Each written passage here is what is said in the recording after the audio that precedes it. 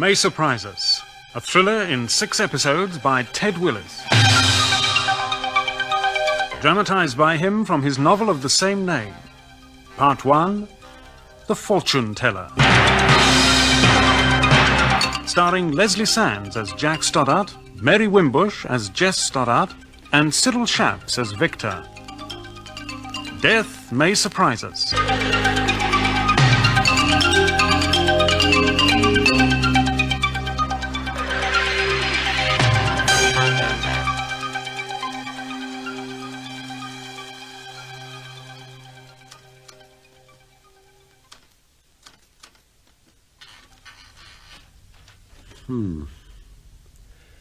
It may be that the full facts about the incident at Okefield Park and the strange events which followed may not be revealed for 30 years, when the government archives are open to public scrutiny.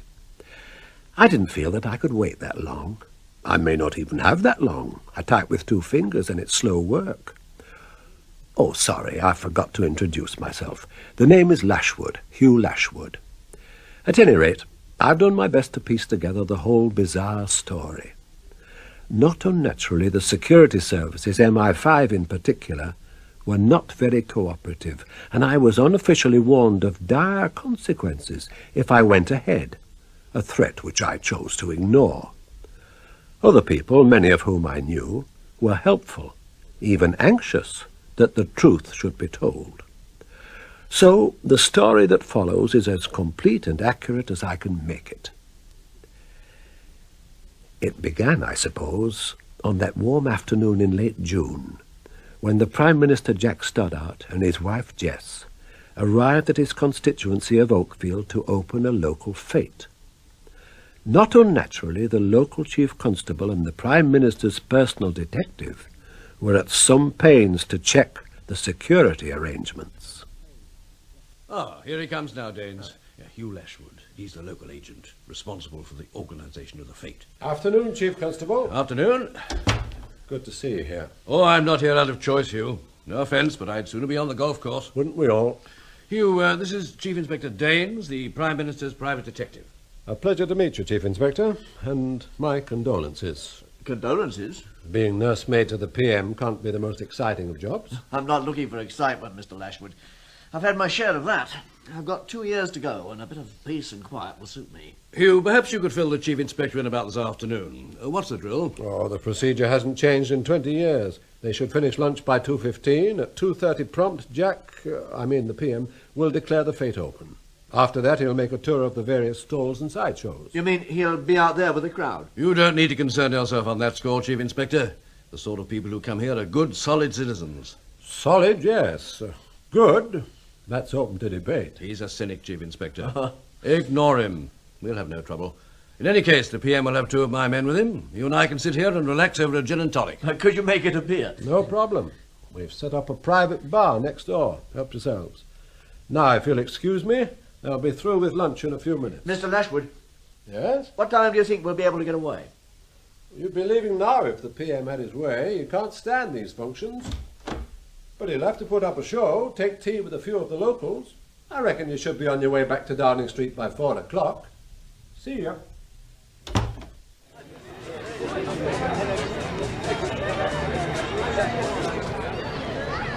Friends, ladies and gentlemen, could I have your attention, please? Ladies and gentlemen, your attention, please. Thank you. Ladies and gentlemen, welcome once again to our annual Okefield Fete. The weather's been kind to us this year, and I think we're all in for a very good afternoon. And I know that you will be as delighted as I am to see that our local MP, the Prime Minister, and Mrs. Stoddart are with us yet again.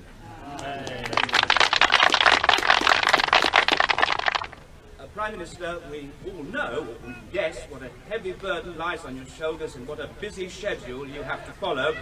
So we do deeply appreciate the fact that you and Mr. Stoddart have taken the time to be with us today.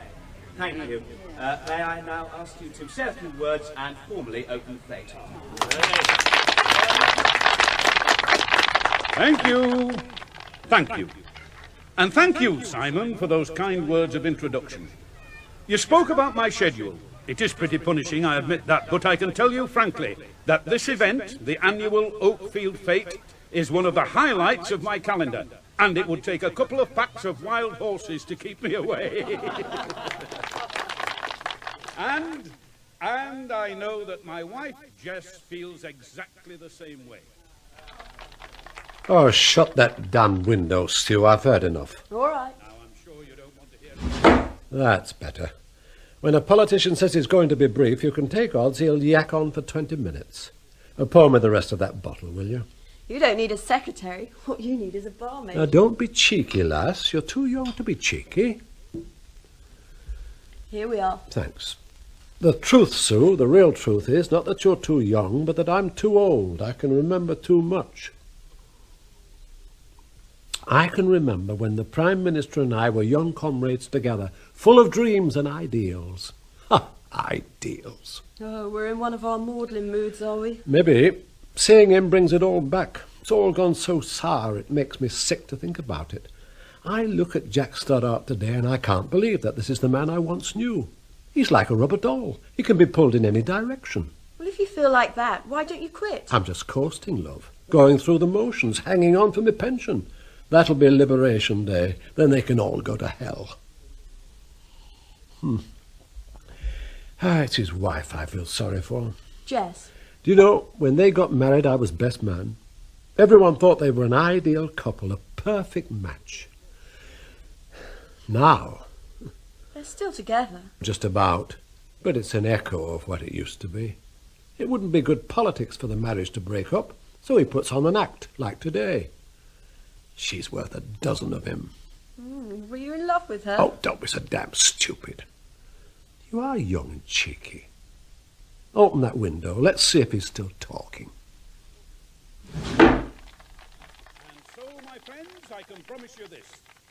So long as I am Prime Minister, we shall continue to press ahead in a relentless search for peace.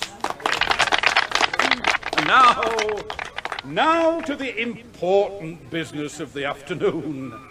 I want first to thank all those volunteer workers who do so much to make this event a success. They have excelled themselves this afternoon, so let's show our thanks. I now declare the fete open.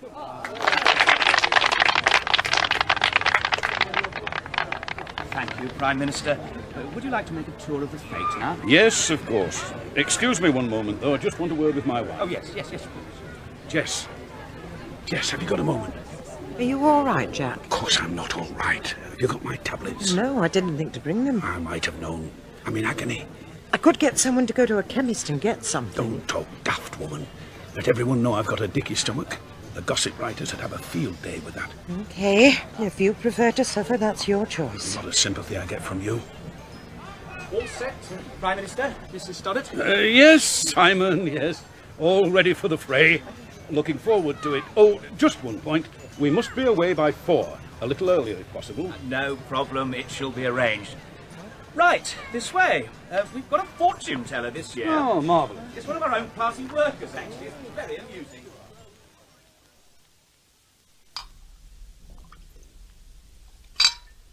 None of my business, Mr. Lashwood, but don't you think you've had enough? You're right, it is none of your business.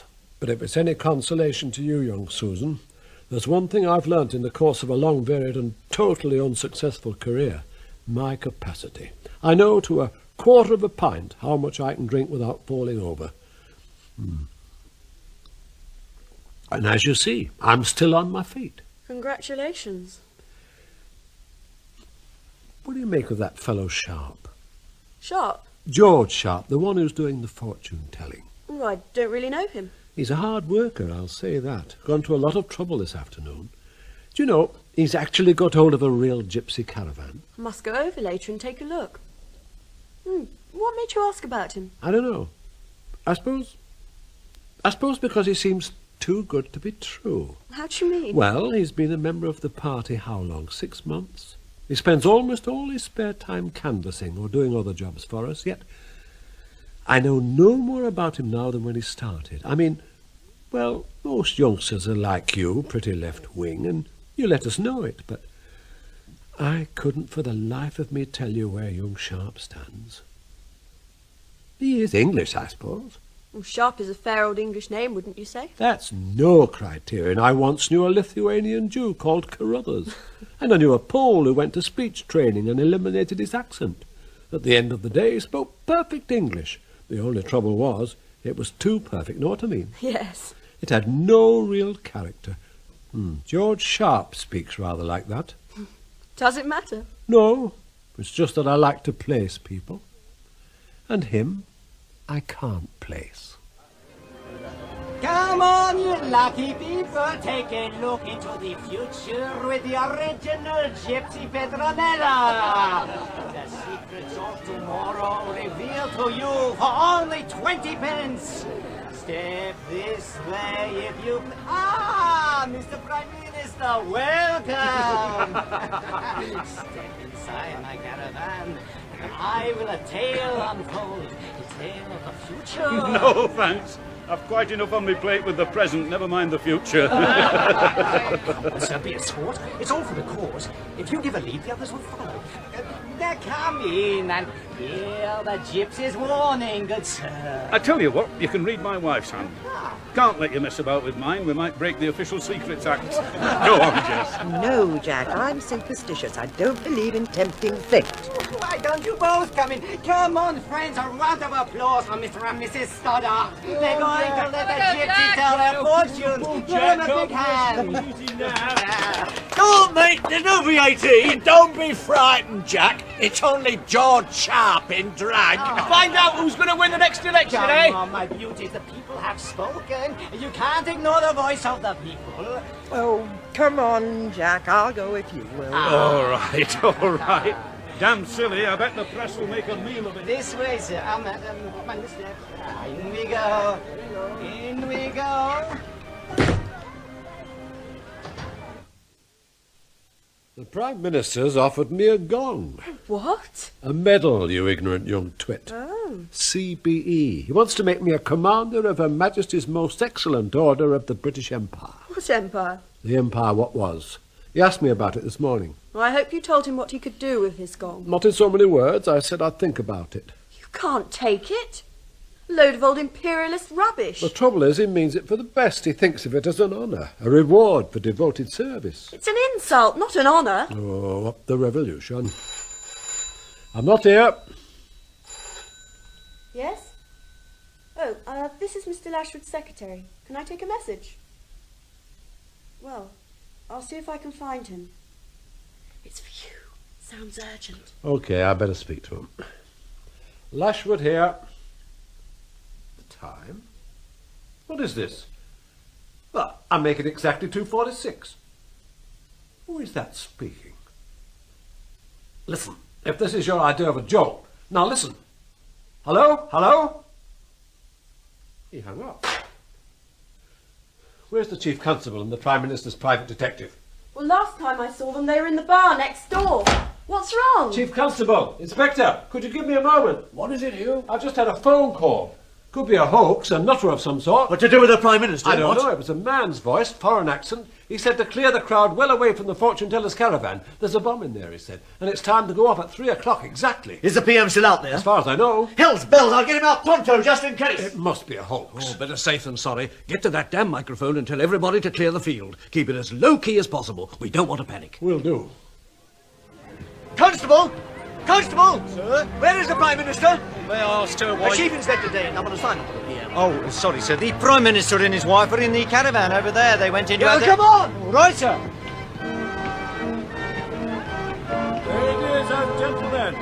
Ladies and gentlemen, attention please. Could I have your attention? Quiet please. Would you stop the carousel please? Can you hear me? The people running the roundabout, would you stop the organ please? Thank you. Ladies and gentlemen, I'm broadcasting this message on behalf of the police and with their authority. They ask that you leave the park at once. Please leave the park at once. This is urgent. In your own interests, please leave in a quiet and orderly manner. This includes all stewards and party workers. Everyone without exception must leave the fete now, without delay. Minister! Prime Minister! Is he in there? I don't know, sir. He went in with his wife and nobody saw them come out.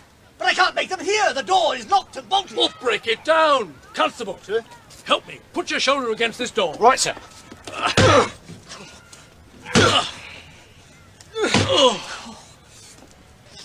It's no good. How long have we got, Chief Inspector? 3 minutes. Quick, give me a hand with the top of that trestle table. Now, we'll use it as a battering ram. Now, clear all that junk off. Right. Now. All together now.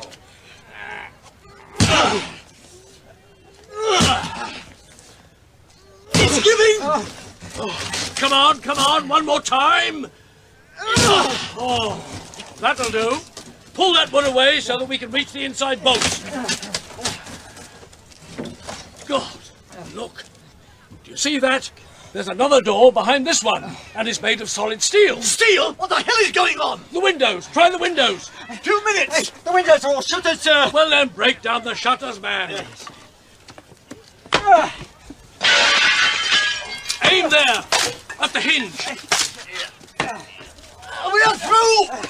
Prime Minister! Prime Minister! I'll go in there, sir. No, it's my job. Give me a leg up. Wait, now. There's only a minute to go. No, give me a leg up, I said, Constable. Once I'm through, back off to a safe distance. Right. Here we go. Come on, Constable.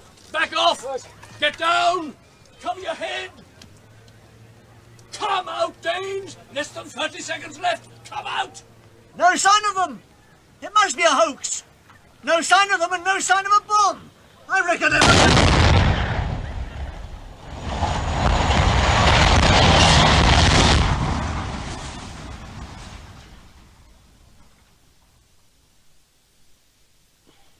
God, you've been hit, Harry. The blood, your face. Oh, it's nothing. I caught a bit of flying glass. What about Inspector Daines? He was inside with a bomb went off, poor devil. My God. Didn't stand a chance. Where the hell is my inspector? Ah, Wiley. Crikey. Are you all right? Yes. Now listen, Wiley. I want you to get onto County HQ. Tell the duty officer to send 20 men here at once. I've done that, sir. What did you tell them? There had been an explosion. Did you say that Chief Inspector Daines had been killed? No, sir, I didn't know that. Killed. It's tough, he was a good bloke. I told HQ to put out an immediate alert and operate procedures for a major emergency. Right. When the extra men arrive, I want this area, the whole field, cordoned off. Nobody must be allowed through without my authority. And nothing is to be touched. Understood? All correct, sir.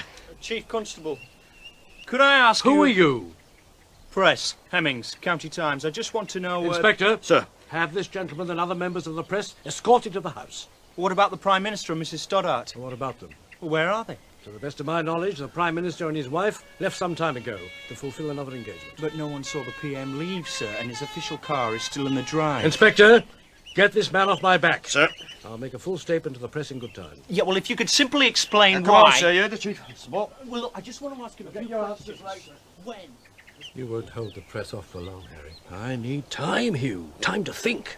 Now listen, no one has seen the PM or his wife since they went into that caravan, right? Right. Daines got in through the window about 20 seconds before the explosion. He called out that there was no one there. He couldn't have missed them. 2 people in a caravan that size. Not 2, 3. There was the young man who dressed himself up as the fortune teller. George Sharp, of course. He went in with them. Exactly. And if he wasn't blown up, and there's no reason to suppose he was, then he has vanished with the others. Vanished? What other word could you use? Chief Constable, this lady likes to ask you Inspector, about I said nobody. This is Miss Julia Hammond, the Prime Minister's private secretary. Oh, I see. I'm afraid there isn't much I can tell you, Miss Hammond. I have to know about the Prime Minister. You must understand that. When did you last see him? When he left the platform and began his tour of the fete. I went to make some calls to London. And you haven't seen him since? No. Is it possible that he and his wife just quietly slipped away? Mr. Lashwood, you know it's quite impossible. Chief Constable, were they in that caravan? No. We are pretty sure of that. Daines got in through... Chief Inspector Daines? Was he hurt? He was killed. Oh, that's awful. Who would... I mean... It was a trap. When the Prime Minister and Mrs. Stoddart walked into it. A trap? The door was locked behind them as they went in. And not only that, a second door, made of steel, was also closed behind them, presumably to stop anyone breaking in. The heavy shutters at the windows were locked in place. Now, why take all those precautions to stop other people getting in? Or to stop the Prime Minister getting out? I don't understand. Work it out for yourself, Miss Hammond. The Prime Minister and Mrs. Stoddart did go into the caravan. There are 100 witnesses to that. More. No one saw them come out. Yet they were not there when Chief Inspector Daines broke in. So, there are two possibilities. Either they did manage to slip away without being seen... With respect, that's ridiculous. Why would the Prime Minister want to sneak away like that? Perhaps he got fed up with being Prime Minister and decided to chuck it. Mr. Lashwood, this is not funny. No, I'm sorry. We agree. It is highly improbable, almost impossible, that they could have gone off without a word or without being recognised. And the second possibility, Chief Constable? They have been abducted, kidnapped. Oh, but surely that's equally improbable. Are you seriously suggesting that they were overpowered in some way and then whisked off in full view of hundreds of people? It's not possible. Right, so there's only one logical answer. They went into the caravan and they were taken out before the explosion. And they were taken out secretly, so as not to be seen by the crowd. Well, that's it. There must have been another exit. At the back. The caravan was backed up against that wall. It was parked about here. Part of the next stall has been blown against the wall. Give me a hand with this timber, will you?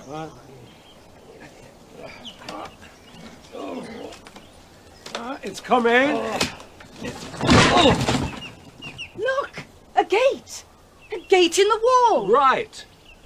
And on the other side of that door there's a road which leads directly to the motorway.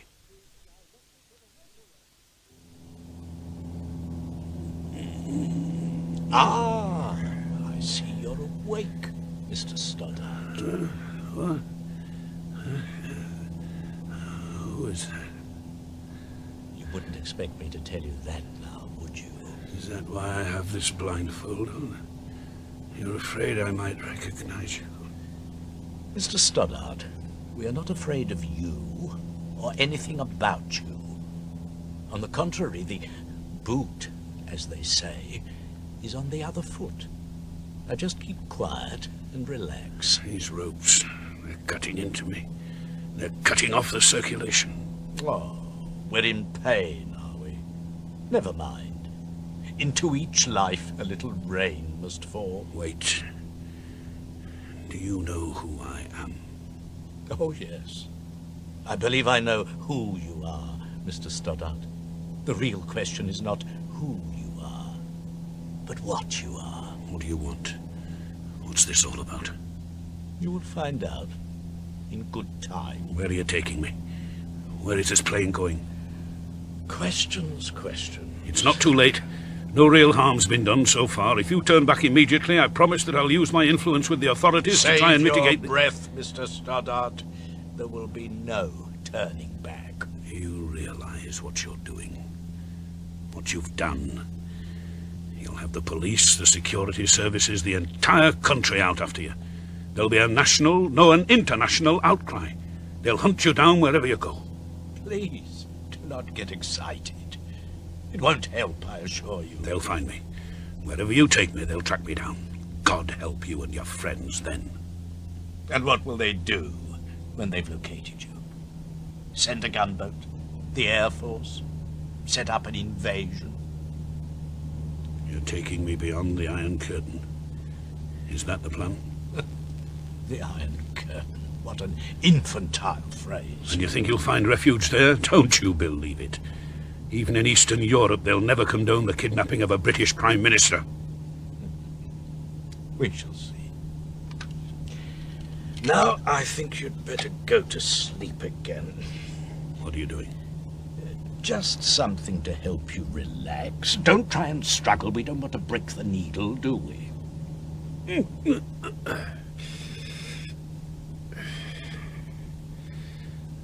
My wife. What happened to my wife? I wondered when you'd ask about her.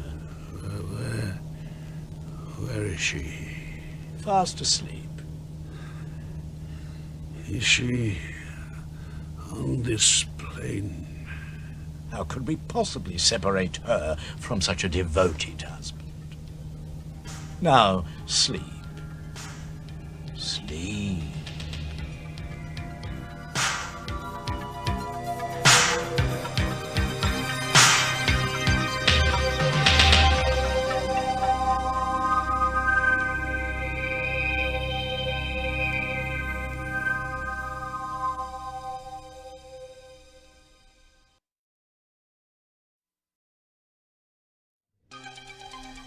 It was hard, almost impossible to believe at first, that Jack Stoddart, the Prime Minister of this country, with his wife, should be kidnapped in broad daylight, and that this should happen within a few yards of a huge crowd seemed to be beyond credibility.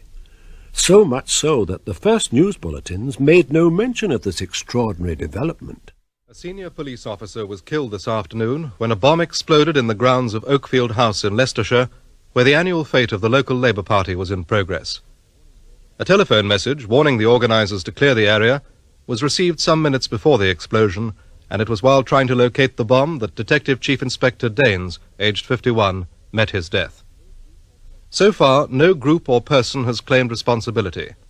A massive police search is now going on, and we'll have further news in our next bulletin.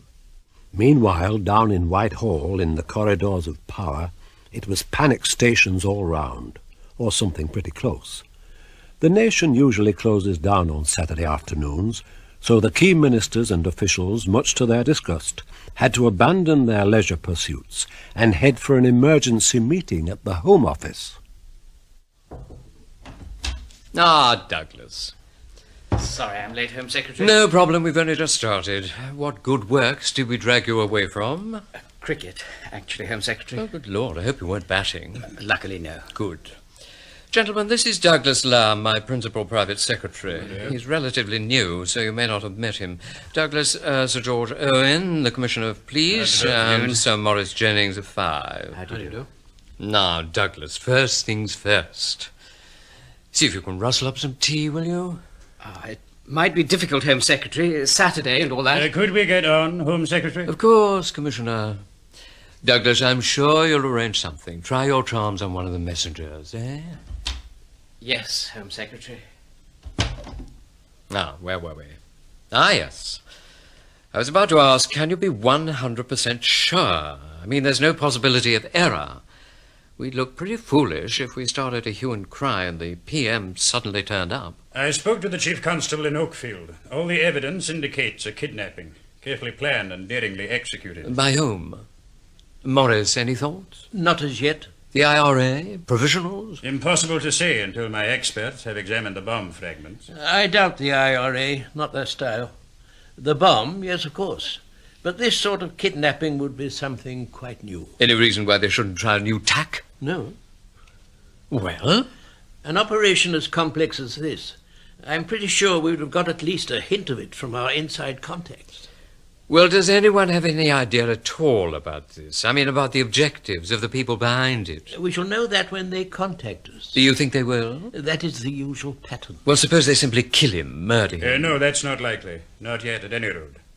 Why so sure? If they'd wanted to kill the PM, they could simply have left him to be blown sky high in that caravan. Yeah. Well, there's no point in sitting here playing guessing games.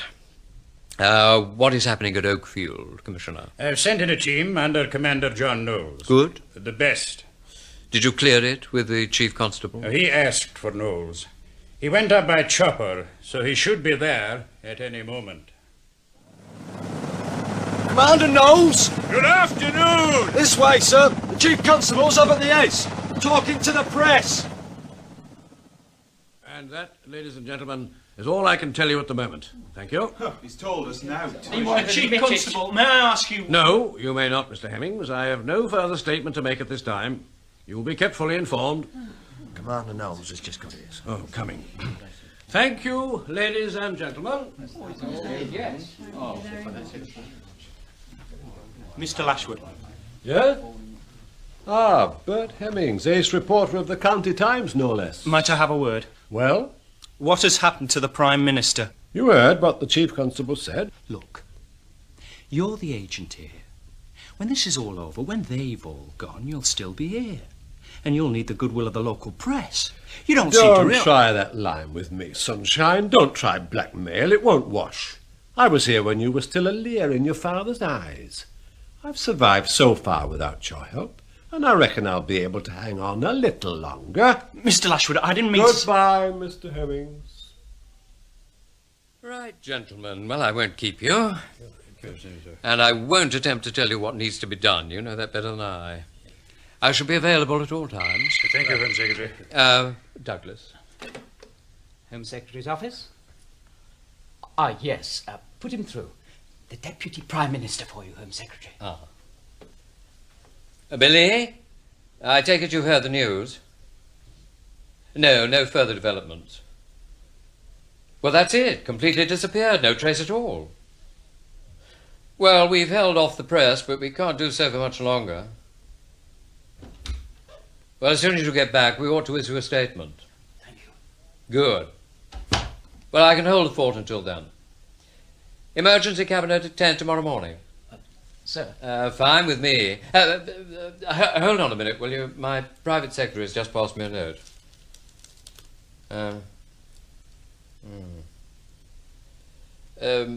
No, Billy, it is not good. A report from Okefield. There's a small airfield 5 miles north of the town. Apparently an unidentified aircraft took off from there about 10 minutes after the explosion. This particular airfield hasn't been used for 5 years. It's scheduled for redevelopment as a housing estate. Abroad? Well, it seems likely, but where? Where the devil would they take him? Remove the blindfold and untie his hands. Yes, comrade. Where is this place? Where are we? Silence! Listen to me, for I will tell you only once. You are a prisoner here. You have no name, a number only. It is 50810. 50810. Now repeat that. 50810. Now listen. Silence! I shall not warn you again. You will remain silent at all times unless given permission to speak. When I enter this cell, or one of the other guards, you will stand over by the wall at attention. When ordered to speak, you will always repeat your number. On the bunk there, you will find a uniform which you will wear at all times. Failure to comply with these regulations will result in drastic punishment. Do you understand? Do you understand that you're speaking to the British Prime Minister? That the direst consequences will... Now perhaps you will obey orders. Just to remember you are nothing here. Nothing. A number only. Come, Valchik. Remember. My wife. Where's my wife? What have you done with my wife?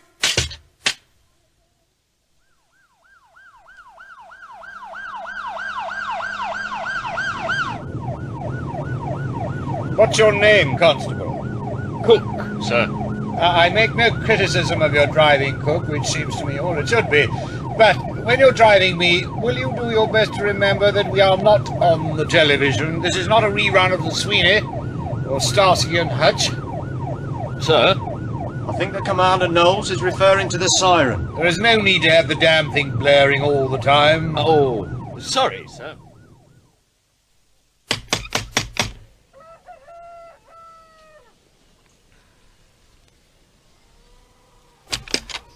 Mrs. Hoddle?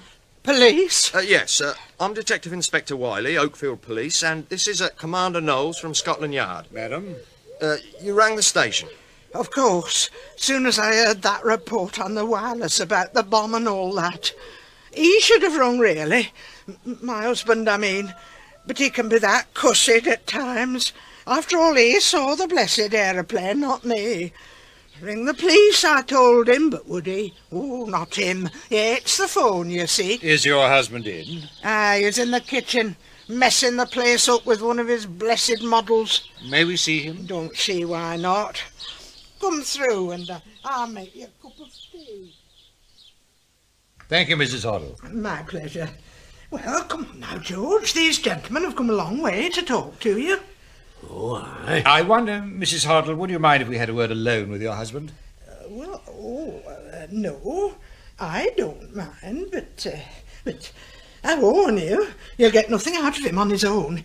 He'll tell me what he won't tell other folk, you see. Still, I've got plenty to get on with. I'm going to tend the chickens now, George. While I'm gone, you talk to the gentlemen, do you hear? They want to talk to you. I said they want to talk to you. Oh, aye. See what I mean? Oh, well, help yourself to more tea if you want it. You know a bit about airplanes, then, Mr. Hoddle? Aye. A bit. That model you're making, what is it? Harrier. A jump jet, Mark II. Hobby of yours, eh? Aye. Sort of hobby, you might say. This plane you saw take off from the old airfield, were it a big plane? No, sir. It were a single-engine job. I reckon she were a Piper Cherokee 180. You sound very sure. Aye, I am. How did you recognise the plane? The wings. It had them short, stubby wings. I see. And Mr. Holliday, he's got a Cherokee. I've seen that often enough. Who is Holliday? Farmer. Big farmer, not like me. Got a place 5 mile north of here. Keeps his plane there. And the plane you saw, it wasn't Mr. Holliday's? No. I looked special. Looked for Mr. Holliday's markings. Is a gawp. Huh? Come again? G-A-W-P-E. Yeah, J for George, A for apple, W for winter, P for Peter, E for egg, gawp. Easy to remember. No, the plane I saw didn't have no markings. Leastways, they'd been blacked out. Have you noticed any activity on the old airfield in the past few days, Mr. Hoddle? No, can't say I have, sir. You saw the plane taking off. You didn't see it come in? No, sir. Reckon it must have come in sometime during the morning. I was in Okefield then, getting supplies. Have you seen any other planes using the airfield since it was closed? No. I mean, they'd be taking too much of a chance, wouldn't they? Them runways is all broke up, full of potholes. You said you'd see Mr. Holliday's plane come over quite frequently. Ah, yes, sir, but not to use that old airfield. Like I say, he has a strip on his own place. Otherwise, he uses Leicester, I think. Anything else you can tell us, Mr. Hoddle? Don't reckon so, sir. Fine. Well, you've been very helpful. We're going to take a look at the airfield, and then we shall be going back to Okefield. If anything else comes to your mind, ring the station there. Ask for me, Commander Knowles, all right? Right, sir. I'll do that. Commander! Here, take a look at this. What is it? Someone's gone to a lot of trouble to tart up this stretch of their own way. They filled in the potholes. So they have. And they've marked the clear area with yellow paint. Well, it must have been done in the last 3 days, sir. I checked with the county council. One of their surveyors was here on Wednesday. The runway hadn't been cleared then. Right. I want you to get a team to work right away. I want this runway gone over inch by inch. The whole field come to that. Anything particular to look for, sir? Well, what do you want, a diagram? Look for anything, man. Cigarette ends, anything. Paint tins, for example. If we can find out where that yellow paint was bought, that might give us a lead. Yeah, hold on. Do you see what I see? Over there, between those two huts. You mean the grey van? Yes, is it one of ours? Not to my knowledge, sir. Come on, let's take a look.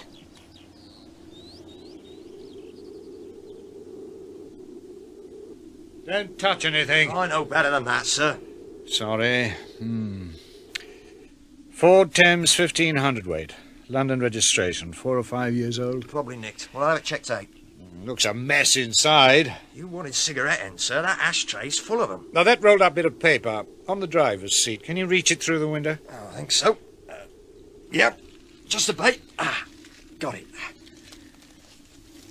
Here we are. And what is it, sir? It's a handbill advertising the fete, but on the back. Here. Look. Now, what do you make of that? Oh, figures. Now, wait.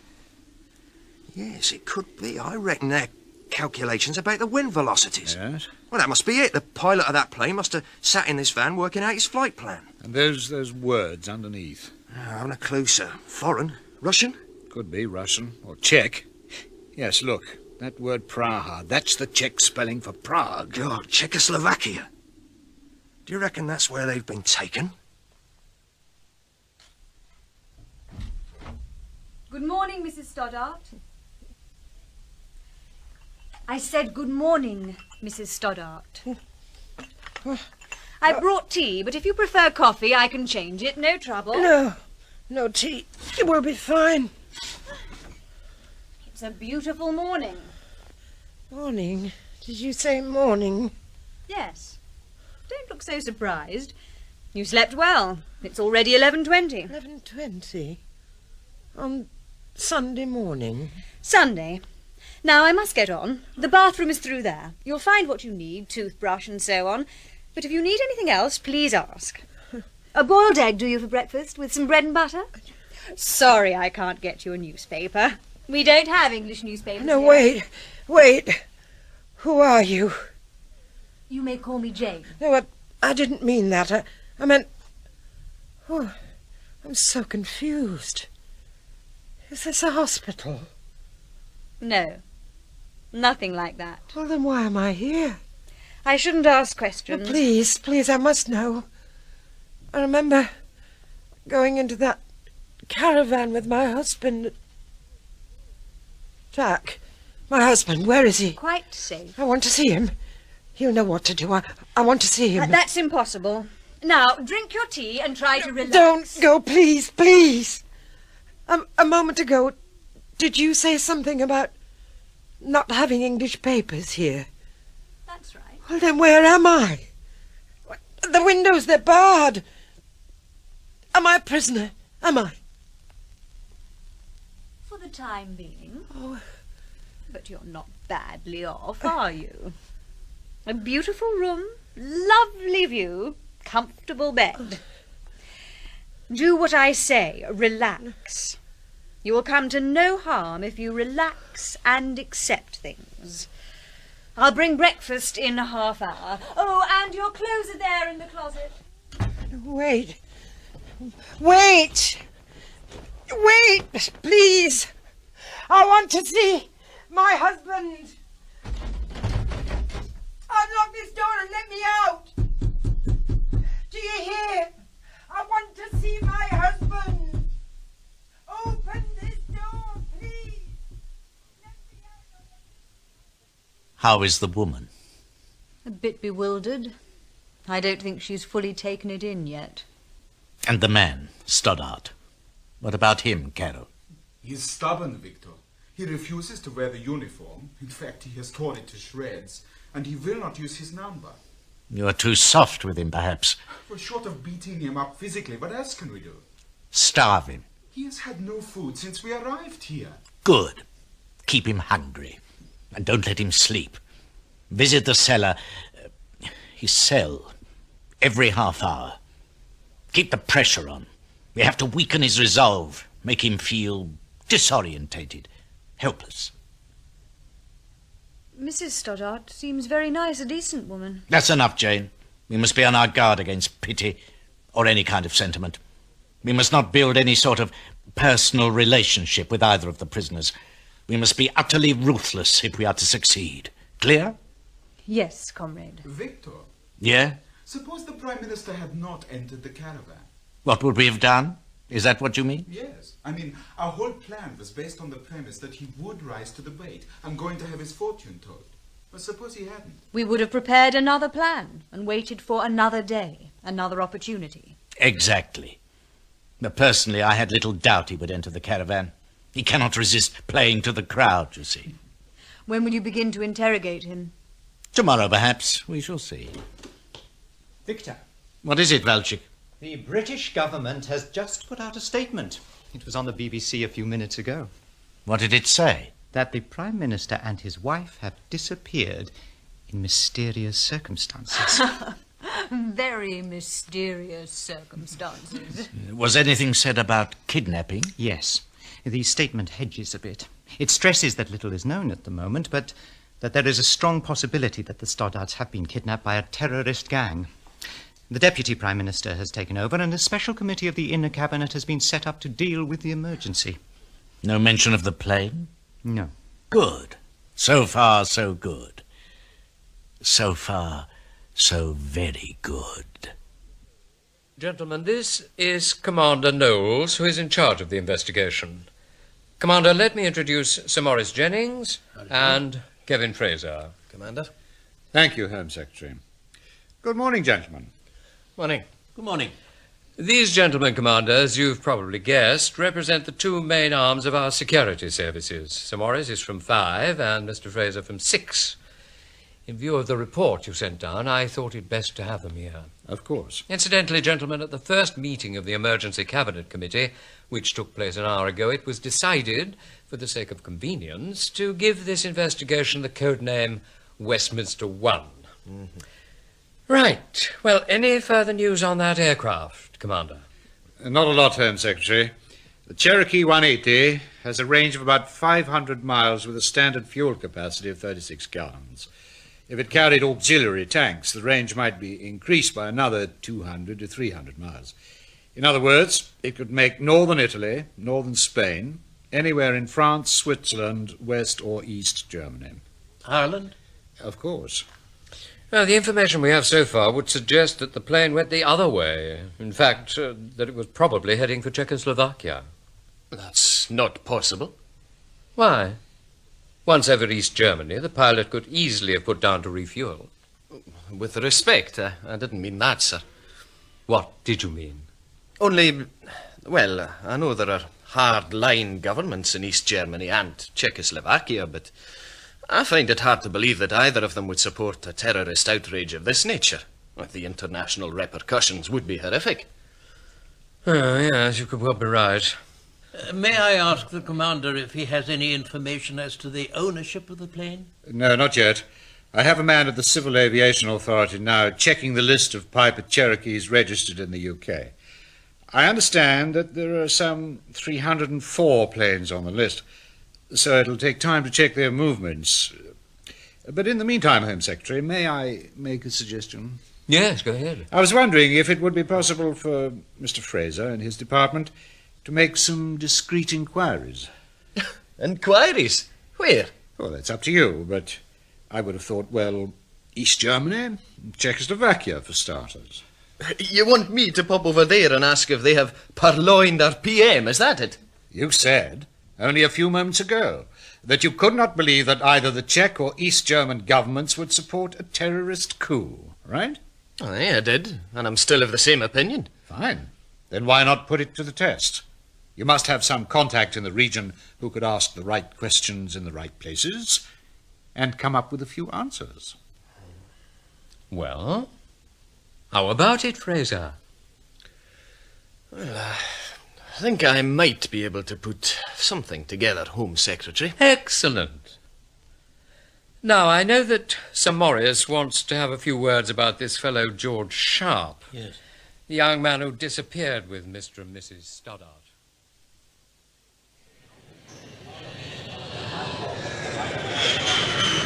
Afternoon, Fraser. Welcome to Berlin. Ah, Sunderland.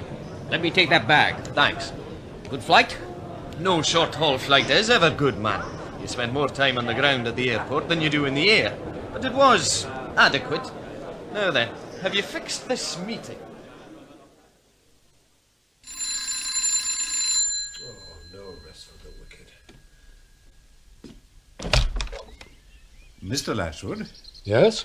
Commander Knowles. And this is Detective Inspector Wiley. Oh, yes, we've met. How are you, Inspector? Surviving, just about. Can you spare a moment, Mr. Lashwood? Of course.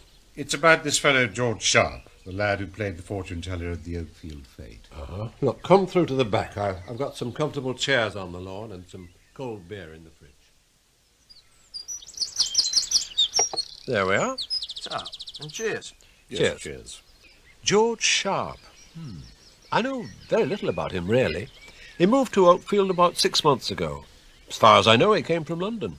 He joined the Stapleton ward of our local party, and within a month or so he was elected secretary. Fast going. Not really. There's not a great deal of competition for the job these days, and he was a worker, you see, always willing to take on the boring jobs. The odd thing is that he seemed happy to do just that. You know, I mean, he didn't identify with any of the factions in the movement. He just slogged away. So, when they wanted a secretary, he sort of took over. What part of London did he come from? He didn't say, at least he never told me. Why did he come to Okefield? Again, I couldn't say for sure. I have an idea he worked as some sort of rep for a double glazing firm, but that didn't last. I think he was unemployed most of the time. I know it sounds odd, but at the time I was only too glad to have a youngster who was prepared to work. You know what I mean? Yes. When you're short-handed, you don't ask too many questions. There was one thing that puzzled me about him. Yes? Well, not puzzled, that's too strong. I mean, but there were moments when I wondered if he was English-born. I was saying as much to my secretary yesterday. His English was a little too perfect, too pure. You know what I mean? Well, what is clear now is that Sharp played a central role in the plot to kidnap the Prime Minister. That's almost certainly why he came here 6 months ago. That caravan, the one he used for the fortune-telling, must have taken weeks to prepare. Special steel door, reinforced shutters, all that. He must have had money, associates. Who were his friends locally? I wouldn't have a clue. I don't think he had many. I'll talk to Sue. Sue? Sue Swinton, my secretary. She's more Sharp's age. She might know. Well, thank you for your time, Mr. Lashwood. Is there anything you can tell me? I mean, have the kidnappers been in touch? No. Do you think the Prime Minister and his wife are still alive?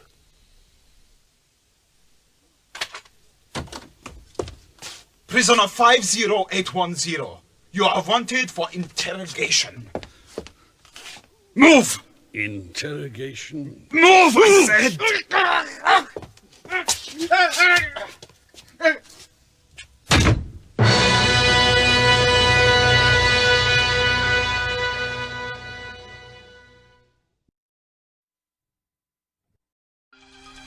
Now the hunt was really on.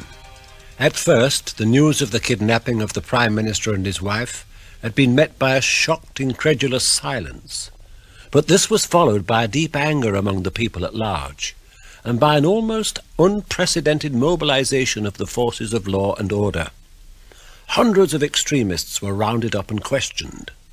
And because the evidence suggested that the victims had been flown out of the country, possibly to Eastern Europe, the security services began to make their own inquiries. Will this table be all right, Mr. Sunderland? Fine, Otto, fine. Sit yourself down, Fraser. 2 large scotches, Otto, please. No, not for me. It's a bit early. Rubbish. Neat for me, Otto, and I know Mr. Fraser would like 2 cubes of ice. No, really. I'll have a coffee, please. Black. Very good, sir. And bring a vodka on the rocks. Vodka? For our friend when he comes. 1 black coffee, 1 large scotch, 1 vodka on the rocks. You are known here, I see. Oh, I'm a popular figure in old Berlin. Actually, I like this place. I meet all sorts of interesting people here. I have no doubt. Can we talk here? If you don't shout. You know why I'm here, don't you? No, but don't tell me if it hurts. Is anything the matter? Oh, no. I just happen to be area controller. I just happen to have responsibility for all operations in this area. I get a signal from London telling me to set up a meeting between you and the East Germans, but nobody tells me what for. Fine. Okay by me. If the centre wants to play games, fine. Don't get uptight, old chap.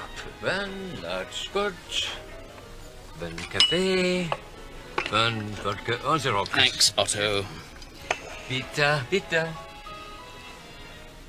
Listen, I'm here because of the Prime Minister.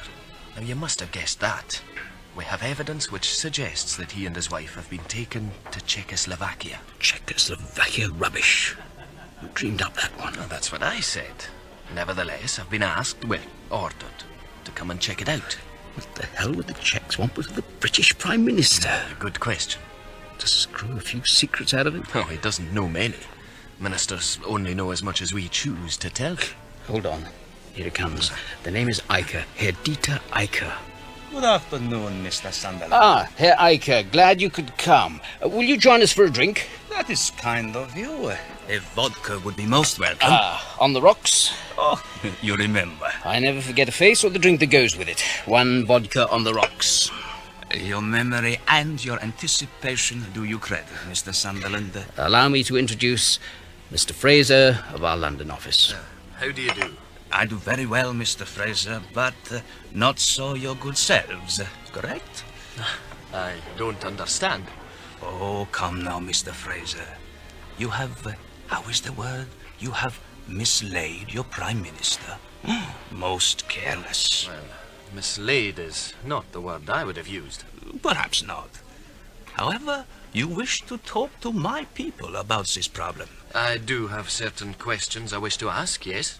Then let us proceed. First question.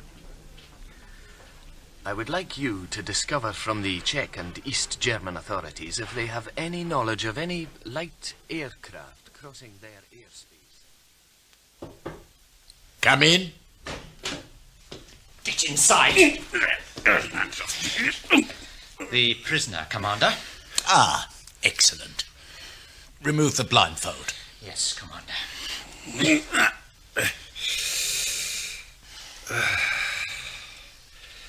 Are you in charge? Silence! No, Valchik. Let him speak. I want to protest in the strongest possible terms. Yes, of course you do. But apart from the protest... Are you all right? All right. I've been kidnapped, forcibly abducted to this country. I've been physically assaulted. I've had no food in 2 days, no opportunity to wash, nothing. And you ask if I'm all right. I was just trying to be polite. You are a guest, after all. I don't appreciate your humour, if that's what you call it. You must realise that I am known personally to the Prime Minister of your country. You are you? I cannot believe that either he or his government can be involved in this madness. I wish to telephone him at once. I demand to do so.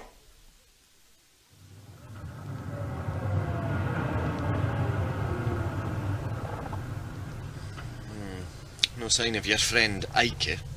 He'll be here, Fraser, don't worry. Is he reliable? He's an agent. What do you think? I mean, if he comes up with the answers to my questions, can we rely on those answers? Yes, utterly. Well, how can you be so damned sure? Because in this instance, he stands to gain nothing from lying, nor to his masters. Ah, here he is now. Herr Eike, would you care to take a ride round the block? Thank you.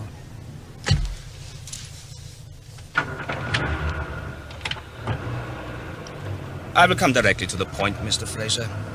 I'm instructed to inform you that the most searching inquiries have been made. As a result, we can say that neither Czechoslovakia nor any country in the so-called Eastern Bloc has any knowledge of or involvement with the abduction of the British Prime Minister and his wife.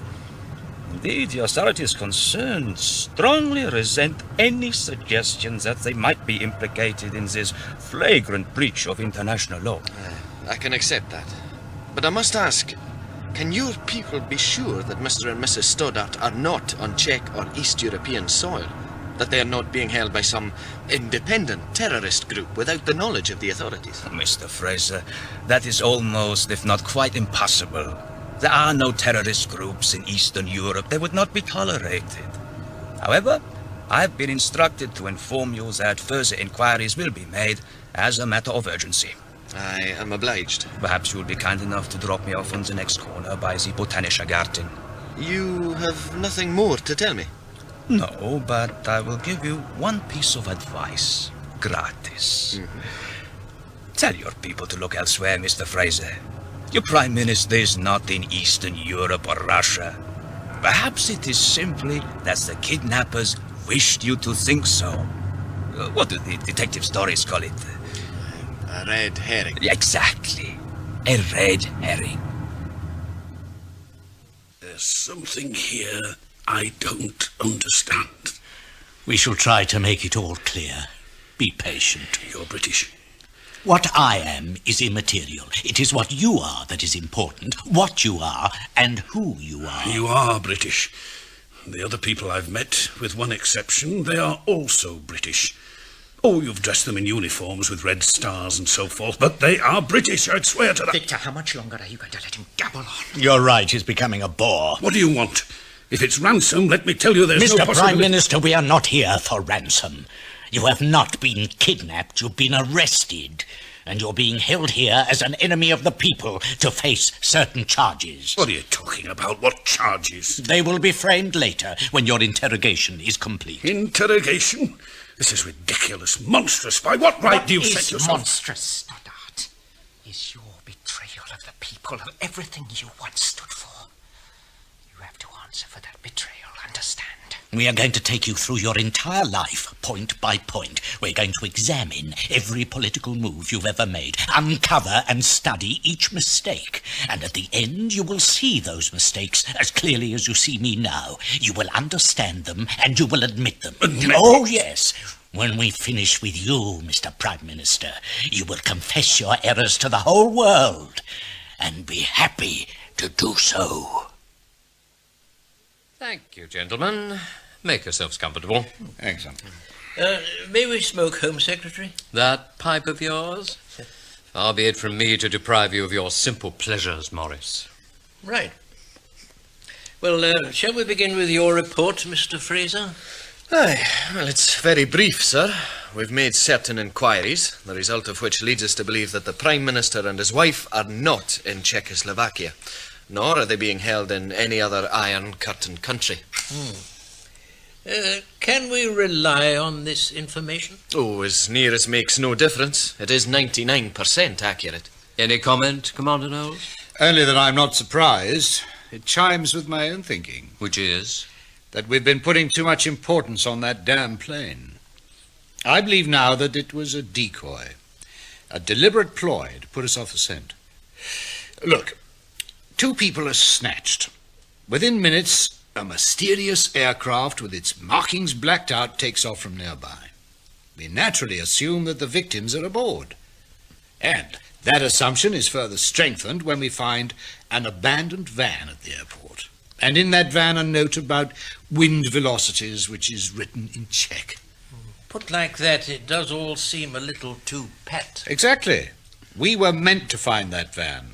And the note. Commander, you said that the plane was a decoy. In what sense? Do you mean that the Prime Minister and his wife were not on board? It's possible, sir. They could have been taken away by other means. So are you suggesting we abandon the search for the aircraft? No, not at all. Whoever flew that plane, decoy or not, is up to his ears in this business. We have to find him. Has anyone been in touch? Any ransom demand? No, nothing.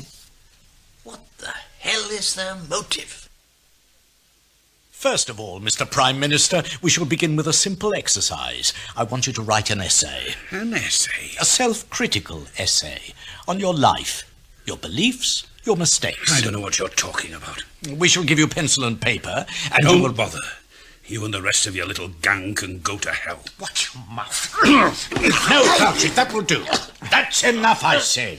I know who you are now. He called you Valchik, but in England you went under the name of George Sharp. The police... Shut up! To him. Shut up! Leave us, Valchik. Leave us, I said. You let him get away with too much. Sit down. Here. Would you like a cigarette? Coffee? No. I'm sorry about the violence. Really? How kind. Valchik is, well, headstrong. Is that what you call it? If you cooperate, it'll be much easier for you. In any case, what harm can it do to write a few hundred words? Why should I? Don't you believe that you've made mistakes? I mean, you were an idealist once. A fighter with ideas about serving the people. What made you change? Because you have changed and you know it. If you want a political debate, try someone else. I've just been punched in the guts and I'm not in the mood. Sooner or later you will write and you will talk. We have time. We're not in a hurry. Now you must go back to your cell. Cyril? Commander. Replace the blindfold and take the prisoner down. Sir. Wait. My wife is in good health. I want to see her. Of course. Keep still, you! You shall see her later. But remember, I'm granting you a privilege. Do not abuse it. Come on! I said come on! Here!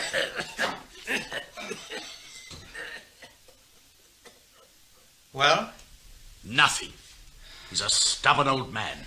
Did he ask about his wife? Oh, yes, he asked to see her, so I graciously gave him permission. Is that wise? Oh, yeah. We must keep him guessing. We'll slacken the tension for a few hours and then pile on the pressure with renewed force. You will continue to play the heavy and I will take the more sympathetic role. We'll jerk him up and down like a yo-yo. Within a couple of days he'll be so weak and disorientated he'll do exactly as we say. I hope you're right. He's tougher than I thought. He's nobody's fool. You don't get to be a Prime Minister if you're a fool, Valchik. A rogue, yes, but not a fool. Smoking? I thought you'd given up that rubbish. I just felt the need. I mean, you have to have something, haven't you? Why? I don't feel the need, as you put it. You are hardly human in that respect. Oh, I'm glad to hear you say so. Well, I'm going to get some coffee. Oh, incidentally, we've delivered our first communique to the British government. Yeah. It should give them food for thought and give us a little more time. A communique, Maurice, a so-called communique. It's dated as of yesterday, and it was put through the letterbox of our consulate in Paris, probably sometime last night. Paris? No one saw who delivered it, unfortunately. A copy's on its way to you by messenger, so I'll briefly summarise.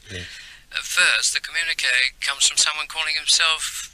Or I suppose it could be herself, since there's no name. Someone called the Commander of No. 1 Field Unit of the People's Action Brigade. That's a new one on me, Home Secretary. You've never heard of it? No. People's Action Brigade. No, I'll check, of course, and I'll have a word with a special branch. Odd that the note should have been delivered in Paris. Yes, my hunch is that it's another red herring. Could well be. They claim to be holding the PM and his wife. Actually, the word used is arrest. They say that the PM has been arrested. Oh, it's crazy. Are there any demands? Nothing much. They only want us to withdraw all British troops from Ireland within 30 days. Is that all? Well, not quite. We're to release all political prisoners and detainees at the same time. Just like that? Yeah, just like that. And if we don't? Well, they say the PM will be held personally responsible for any failure on our part. Well, that's about it. What do you think? I don't know. The People's Action Brigade. It doesn't have the stamp of the IRA about it. I'd say it was some kind of new extremist organisation. But that's only a guess. Well, let's not rely on guesswork. You'll do the necessary in the way of inquiries. Of course. How do you intend to answer these people? Will you negotiate? No, I can't. All we've got is a blunt ultimatum. They haven't given us any contact point. And of course there's no question of acceding to their demands. The Cabinet took a decision 6 months ago that in the event of anything like this happening, a minister or a high official being kidnapped, no ransom would be paid and no other demands accepted, whatever the consequences. The consequences in this case might be pretty bloody. If they killed the PM... Maurice, it was the PM himself who proposed the Cabinet resolution. God, poor devil. I wonder how he feels about it now. Good question. A very good question. They're taking a hell of a time to check out those planes, Wiley. Chase them up. I did that this morning, Commander. And? I've got the details here in a report from Detective Chief Inspector Watley. You're going to keep it to yourself, are you? Well, you haven't exactly been available, sir. I haven't exactly been sitting up... Never mind. Sorry, get on with it, then. Now, there are 304 Cherokees registered in the UK. Every plane on the list has now been checked out. 137 planes were grounded on Saturday, so they've been eliminated. 167 planes were airborne. Now, after checking with the air traffic control and the owners, a further 129 were eliminated, and that leaves 38. And of those 38, any one was in a position to put down at Okefield at the relevant time. And for the time being at least, a further 31 of these have been eliminated. Leaving 7? Yes, and all 7 went to nominated destinations in Europe, and 5 of those have been accounted for. And then there were 2? Now, the first. Now, this was owned and piloted by Dr. Marvin Laird of Amersham in Bucks. Now, he took off for the weekend to visit friends in Liège. He had his wife and son with him, but there's no report of the plane landing at Liège or anywhere else. Has he got any form, anything known? No. Been in Amersham 16 years. Highly respected and respectable. So was Crippen before he took to murder. Now, the second plane belongs to Joss Poole. Joss? Am I supposed to know who that gentleman is? Sorry, sir, he's the pop singer. Quite famous. Ah. Now, he took off for Luxembourg with 2 girlfriends and he didn't land there. 2 girlfriends? Some people have all the luck. Yeah, so 2 planes unaccounted for. Well, it's possible they put down on a private strip without bothering to get clearance. It's illegal, of course, but, well, it can be done. This pop singer, you say, went for the weekend? No, sir, that was Dr. Laird, and... He hasn't returned? No, not when this report was written. Right. Now, tell Chief Inspector Watling to do 2 things. First, chase up Dr. Laird and the pop singer hard. Right, sir. The French police, Interpol, the lot. Yes. Next, tell him to run a second check, and a third, on all the Piper Cherokees that were airborne last Saturday. That's 167 planes, I sir. I know. I will do, sir. Driver, drop me off here and come back for me in 30 minutes. Wiley, you get back to HQ and talk to Chief Inspector Watling about the planes. Where will you be, sir? I'm going to see Lashwood, the fellow who organised the fete. We already have his statement, Commander, and we checked him out. He's clean. Yeah, that's the funny thing about this case. Everyone we talk to is clean.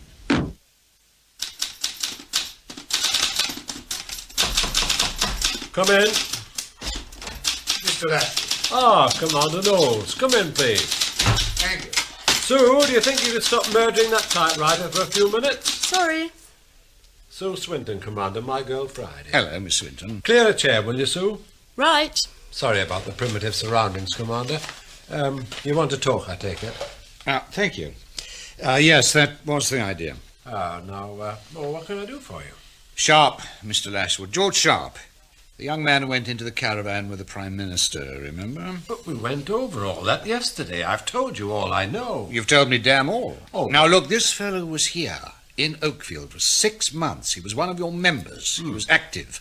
You must have met him at a dozen meetings, talked to him, maybe drank with him. He plays a leading part in your garden party, your fete. So much so that he manages to bring a bloody armour-plated caravan onto the site, into which he lures the British Prime Minister and his wife. All that. And yet this George Sharp is as anonymous as an envelope with no address on it. But I told you that's exactly how he was. Look, excuse me, I've some shopping to do. No, Miss Swinton, maybe you can help. Did you know Sharp? Well, not really. Oh, from all accounts he was a good-looking young man. Did he have a girlfriend? Not to my knowledge. Friends, I mean, did he have any particular friend in the area? I honestly don't know. Did he have money? Not noticeably. If he had, he didn't chuck it about. He was unemployed, wasn't he, Sue? I believe so. He didn't sign on for unemployment benefit. There's no record of him at the local DHSS. Well, I'm not surprised now. Are you, Commander? No, but I'm mystified. How is it possible for someone to live in a community for 6 months without leaving a mark? There was nothing in his lodgings. He'd cleaned the room out. No photograph, nothing. Sue, get the photograph file, will you? All right. We publish a monthly bulletin called Labour Voice. A couple of months back, we printed a photograph, a group photograph of local supporters. Come on, Sue. Here it is. Thank you. No. Ah, here it is.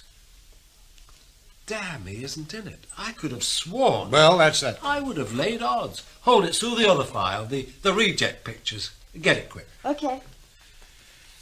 I remember now, we had these pictures taken on the lawn at the back of the Co-op Hall. George Sharp was there and... Here.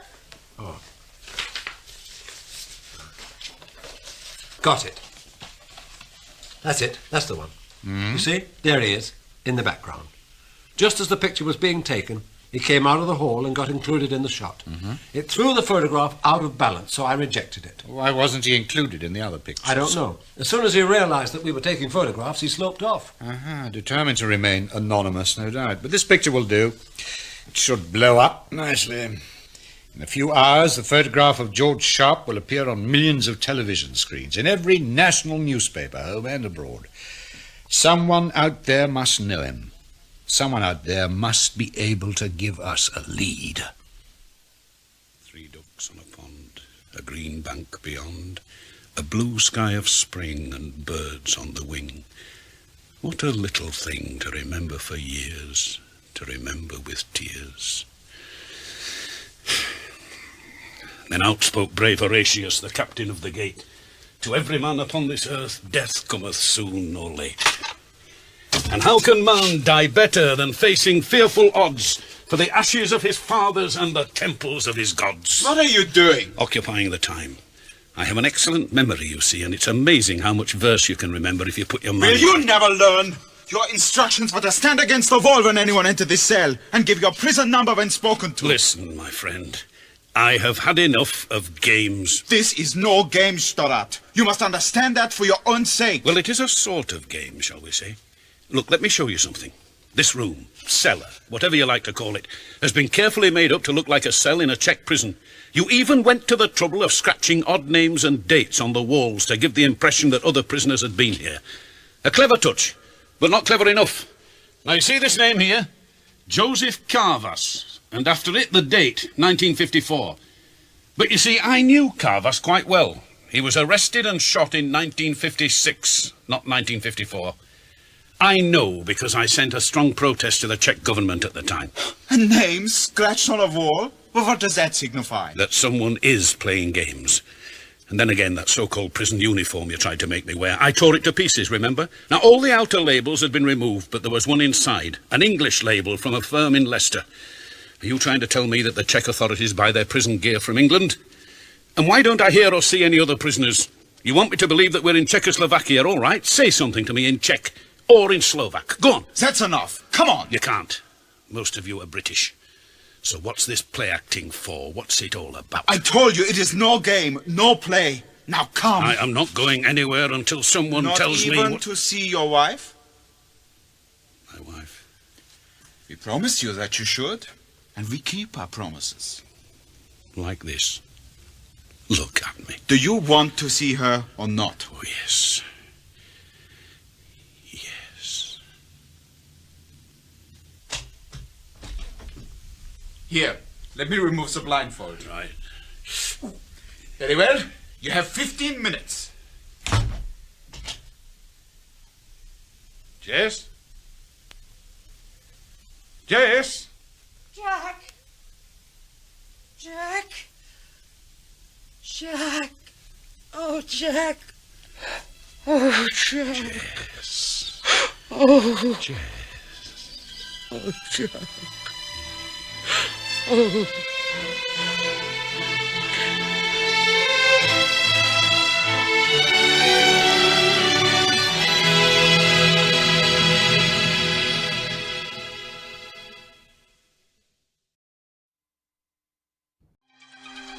It was now almost 4 days since the Prime Minister and his wife had been kidnapped. Responsibility had been claimed by a group calling itself the People's Action Brigade. The papers called them extremists, but in my book they were just plain loony. Either way they were dangerous. At first it was believed that the PM had been taken to Eastern Europe, but this possibility had now been eliminated. The investigation team, under the leadership of Commander Knowles of Scotland Yard, had also managed to circulate a photograph of one of the key members of the gang. But that was about as far as they'd got. As the papers usually put it, progress was painfully slow.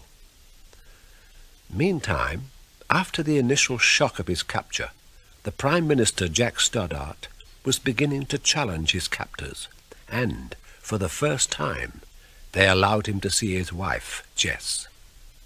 Jack. Oh, Jack. Jack. Steady now, lass. Steady. Are you all right? Yes, I'm fine.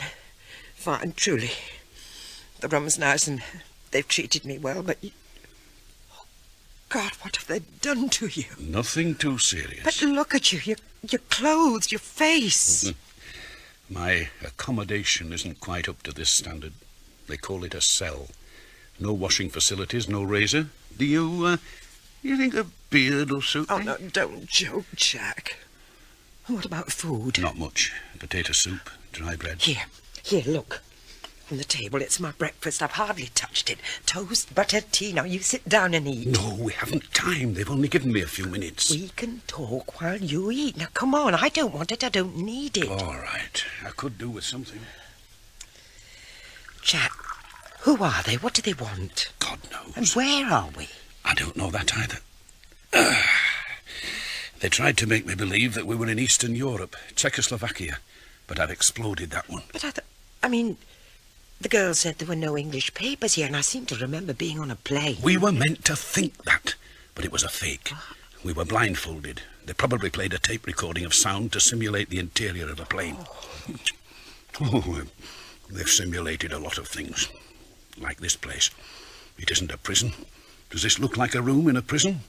Armchairs, a good bed, books, breakfast on a tray? No. No, I think we're in some sort of country house, and what they call my cell is a cellar. Where? Like I said, I don't know, but I have a hunch that we're in England. England? I don't think we ever left it. God, this toast is good. Oh, eat it all. Go on. Now, why should they want us to think we'd been taken abroad? Partly, I suspect, to fool the British authorities, and partly to frighten us, to make us more pliable. What do they after? Ransom what? Not ransom. They're some sort of loony left group. They say that I've betrayed the working class. Oh, Jack. Maybe they're right. Don't talk like that. They want to put me on trial, make me confess my sins. Oh, they are mad. Well, enough of that. Where are you going? I've got a bathroom all sweet, would you believe? And I'm going to run you a nice hot bath. Jess, they'll be back soon. We have to talk. We can talk while you take a bath, and if they come before you're finished, they'll have to ruddy well wait, won't they? Right, comrades. Settle down. I've called you together to review the situation so far and to consider our next steps. Cyril, your report on the male prisoner. Well, he continues to be obstinate, defiant, you could say. Oh, he's no fool. He has realized that we are not in Czechoslovakia. I think he already knows that we are in Britain. Of course he knows, and shall I tell you why? Because we have been careless and slipshod. Worse, we've been weak and vacillating. Are you accusing me? I'm accusing everyone. For example, where is Stoddart now? He's with his wife. Exactly. The prisoner has been given compassionate leave to visit his wife. What rubbish! He should have been kept to his cell, forced to wear the uniform, made to feel like a prisoner. We should have piled on the pressure in order to break his spirit. You mean use more violence? Yes, if necessary. Listen, this operation has two aims, correct? Correct. And may I remind you that we've succeeded 100% with the first aim?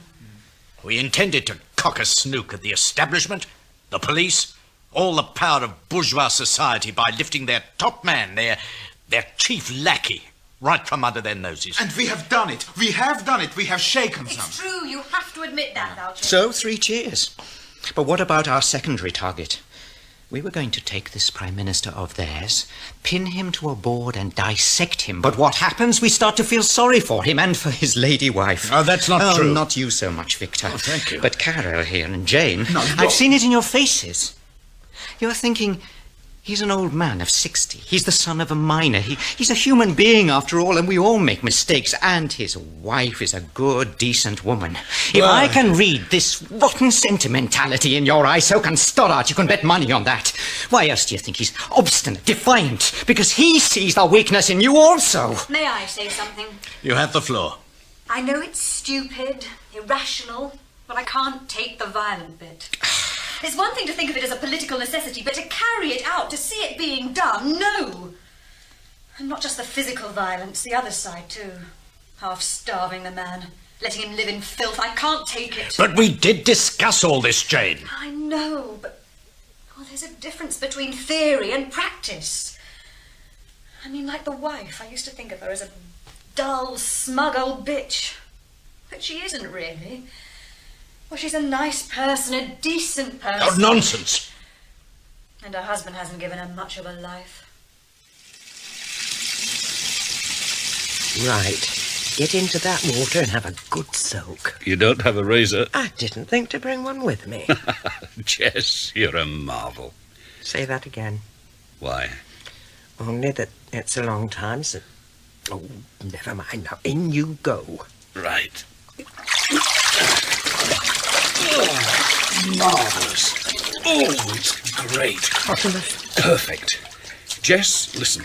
We have to think this thing out carefully. They won't be able to hold us for long. Our people, with all their resources, will be working night and day to find us. Sooner or later, they'll succeed. I wish I had your confidence. They will, Jess, they will. And our job is to survive until then. Survival. That's the thing, you see. It's all we have.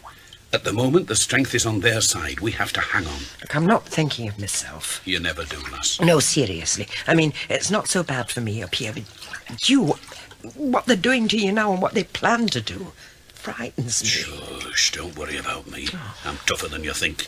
Tougher than they think. What's the saying? It's an ill wind that blows nobody any good. Do you know, since I've been here, I haven't had any of those stomach cramps. Must be the rich living. Oh, Jack, how can you joke? It's the best way, isn't it? I tell you what, when we get out of here, we'll have a holiday.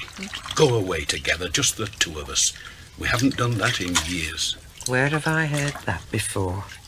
I shouldn't make any promises you can't keep. No, I mean it this time.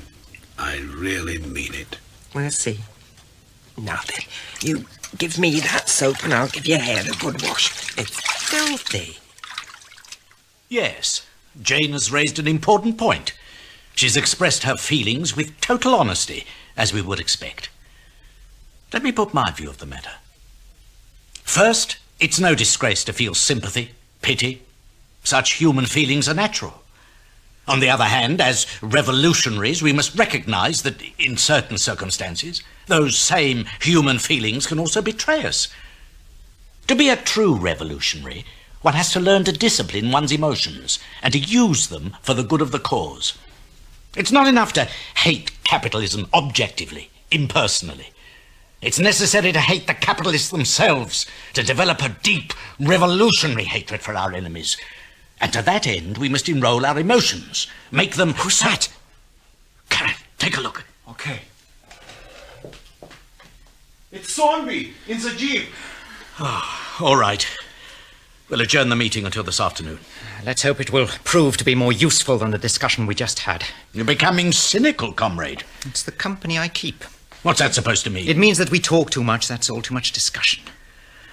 Well, we'll argue it out later. How now, Thornby? What news from the world outside? Here. All the morning papers. And his bloody picture is on the front page of every one.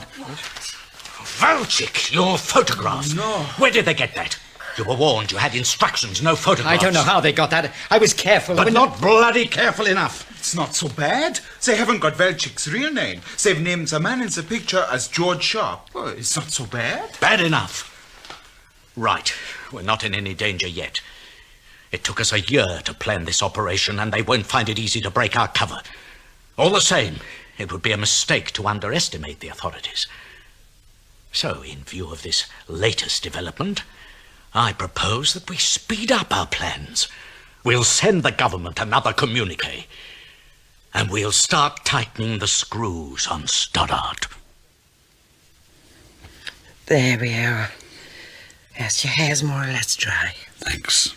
Oh, I could have soaked in that bath for hours. Did you feel better? 1,000,000 times. They're here. I knew it was too good to last. Wait here. Put that towel round you. I'll see to them. Ah, there you are, Mrs. Stoddart. Time's up. Where is he? He's in there, in the bathroom, and he is staying there until I get some satisfaction out of you lot. Don't give us any trouble, or Trouble? it will be... You'll have plenty of that. Now look, do you see what these are? His clothes, the filth you made him wear. What are you, animals, that you can treat a person so, locking him up, half-starving him? Well, it's enough, I tell you, enough. He's not going anywhere. He is staying here with me, and you won't separate us again if you bring a whole army. Out of my way, woman! No! Leave it be! No! No, Valchik, no! You stay out of this. Out! Come on, out here! Out here where I can see you. Now listen, I don't Jack, intend to stand careful! by. He has a gun. Which I will use if necessary. There is no... Shut up! I know what is necessary. Jess, are you all right? Yes, I'm fine, You, fine, love. Madame Stoddart, get into that bathroom and stay there until you have our permission to leave. I have no intention... Mrs. Stoddart! Do as he says, lass. Remember what I said. Hang on, don't give up. Oh, Jack, look.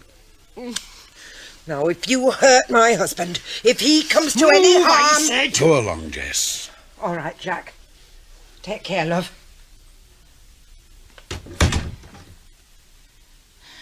Right. I see that you still don't understand us, Mr. Stoddart. You haven't lost your illusions of grandeur. Perhaps this will help you to learn humility.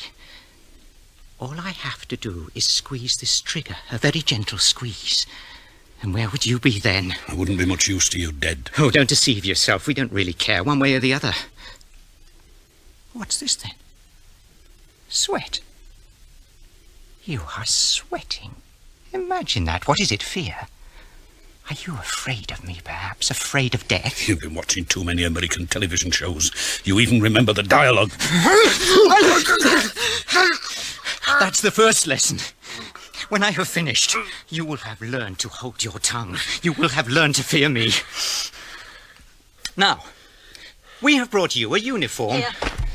You have 30 seconds to put it on. But if the cut isn't good enough for one of your elevated position, or should you not like the colour, don't be concerned. We are reasonable people. We shall be quite happy to allow you to go back to your cell naked. And during an extended question time in the House, the Home Secretary was pressed further Ah. by the Leader of the Opposition, James Lang. Here it comes. Turn it up a bit, will you, Wiley? Sir. As the Minister is aware, we on these benches have no wish to embarrass or harass the government at this difficult time. But is he aware also of our deep concern at the apparent failure of the police and the security services to track down these criminals? Is he satisfied that everything possible is being done? Yes, I am satisfied, Mr. Speaker. I can assure the right honourable gentleman opposite, and indeed the whole House, that I have complete confidence in the police and the security services. That's good. This is a very difficult and complicated case, but the police have already gathered a great deal of valuable information and are currently following some new leads. I hope the right honourable gentleman, the Leader of the Opposition, will not press me further in what is clearly a delicate area. Oh, very well, I shall not pursue that point. But may I ask the Minister if the government has had any communication from the kidnappers? And in the event of contact being made, would the government be prepared to negotiate for the release of the Prime Minister and his wife? Mr. Speaker, the government has already made it quite clear that it will not, under any circumstances, give in to blackmail of any kind, from whatever source. Quite right. Indeed, the Prime Minister himself was responsible for a resolution in Cabinet which laid down this policy. No ransom, no capitulation to criminal demands, whatever the cost. That is our attitude, and it will remain our attitude. Having said that, Mr. Speaker, we shall continue to bend all our energies to secure the safe return of the Prime Minister and Mrs. Stoddart. Yes. I can tell the House that both the Swiss and the Algerian governments switch the damn have thing off, offered Wiley. their services as mediators. The Home Secretary seems to know more than we do, sir. What new leads was he talking about? I wish I knew. What's the latest on the aircraft? It's down to 6 now, sir. All the others have been eliminated, including the 2 which went missing last weekend. All 6 have been investigated once. They're now being rechecked. Mr. Tompkins, Mr. Ben Tompkins. Yes? Detective Inspector Martin, your office told me I might find you here, sir.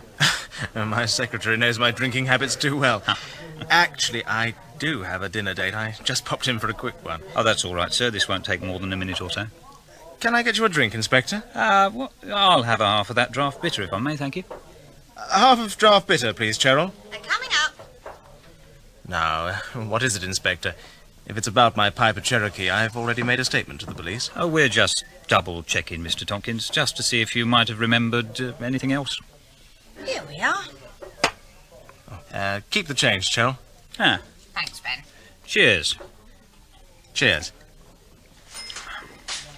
Well, the answer to your question is in the negative, I'm afraid, Inspector. I did take a solo trip last Saturday from Biggin Hill. I could have put down at Okefield, but I most definitely did not. Where did you go from Biggin Hill? Nowhere in particular. I'd had a heavy week, and I just wanted to get away into the wide blue yonder. I flew up as far as Derby, then over to the east coast and back to base. There were plenty of people who saw me take off and return, and I was in radio communication, of course. Oh, we've checked, sir. No problem there. I was wondering, when you were airborne, did you happen to see a Piper Cherokee with its markings blacked out? I'm afraid not. Look, Inspector, I'd like to continue this, but I do have to rush. I'll be in my office in the morning if you do have any further questions. Oh, that's all right, sir. Let's leave it that I'll contact you if anything else occurs to me. Fine. Nice talking to you, Inspector. Bye. Miss, I think I might have the other half, please. Half a draft, was it? Right. A nice young fella, that. Ben Tompkins? Oh, he's all right. More money than is good for him, that's all. Oh, loaded, eh? I'll say. His father was a property millionaire. Ben didn't get on too well with the old man. He, what do you call it? He dropped out, lived rough. And then the father died and left everything to his 3 children. Ben came in for a cool $1 million. Here we are. Ah, thanks. Here, take it out of that and have one for yourself. Oh, very kind of you, sir. I'll have it later if you don't mind.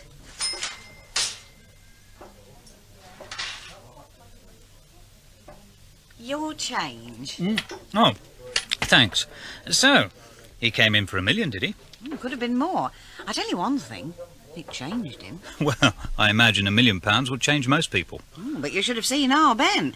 One day he's in here talking about the revolution, down with the rich, up with the workers and all that. Then he comes into the money and whoosh, he's wearing expensive leisure wear, flying aeroplanes, having a good time with the birds, moaning about taxes and saying people like that Tony Ben should be locked up. Oh, that's quite a change. Change? It was a transformation. I tackled him once about it. He said he'd learned sense, that he'd grown up. I just wonder if he would have grown up so fast without the money. Yes. Does make you wonder, doesn't it?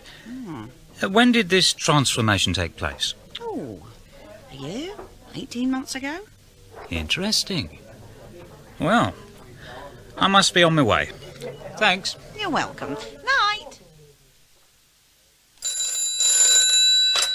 Knowles? Detective Inspector Martin, sir. I think I've come up with something interesting about the plane. Well? I've been running a recheck on the owners who were not eliminated. I've just been talking to one of them, a Mr. Ben Tompkins. He has a curious background. Inspector Wiley. What can I do for you, Sergeant Bellamy? There's a Mr. James Marlowe outside. He wants to see Commander Knowles. What about? The kidnapping, sir. He saw the photograph of George Sharp in the Daily Telegraph, and he's sure that he knows the man. Is he a crank? Well, you can't tell, of course, but...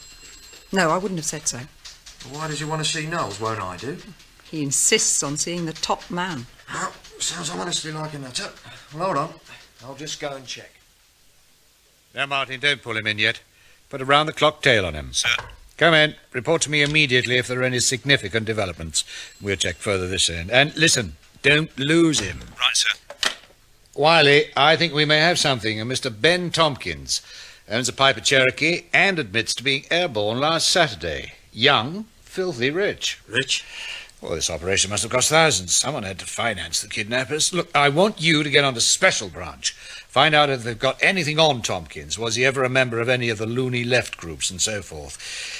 There you are. Look, I've written down the details. Oh, there's a Mr. Marlowe outside to see you, sir. Oh, really? Has he come to solve the case for us? Sir? Philip Marlowe, you twit. The most famous private-eyed... Oh, never. Well, what does he want? He says he knows George Sharp. Recognised the picture in the newspapers. Wheel him in, then, and get cracking on those inquiries about Tompkins. Right. Will do, sir. And would you come this way, sir? Thank you. Come in, Mr. Marlowe. Take a seat, please. Thank you, Commander. Aha, you've been in the sun, has he? Oh, yes, just back from holiday, Florence. Now, my inspector tells me you think you recognise the picture of the man we want to interview. I don't think, Commander. I know. Well, that's definite enough. All the same, would you mind looking at the original photograph, just to make sure? We've had a number of false alarms, as you can imagine. Not at all. Here we are. Now, would you study it carefully? It's a group picture, as you see. I'm quite satisfied, Commander. That is the young man, the one at the back of the group. And you know him? Oh, no, I didn't say that. I said I recognised him. Ah, I see. Let me explain. Yes. I have a shop in Brighton. Handicrafts, pottery, fine linen, prints, glassware, and so forth. It's not Harrods, mind you, but it gives me a living. Well, he came in and bought a cloth, a sort of tablecloth, a cheapish line, not my usual sort of thing, but I'd taken half a dozen of them as a favour to a friend. When was this? Almost 3 weeks ago, just before I closed up and went on holiday. Can you describe the cloth? Quite easily. It was blue, and it had a kind of zodiac design. I don't know if you've ever been to a fortune-teller's, Commander, but it was the kind of cloth they might use to cover a table during one of their sessions. Would you take a look at this, Mr. Marlowe, please? Another exhibit. It's a piece of cloth which we recovered in Okefield Park after the bomb explosion. Oddly enough, it was used by a sort of fortune-teller. Yes. Yes, you can clearly see the Capricorn sign and part of Virgo. Oh, I'd be willing to swear that this came from one of my cloths, yes, indeed. Do you trade under your own name, Mr. Marlowe? Of course. Odd. You're not mentioned on this list.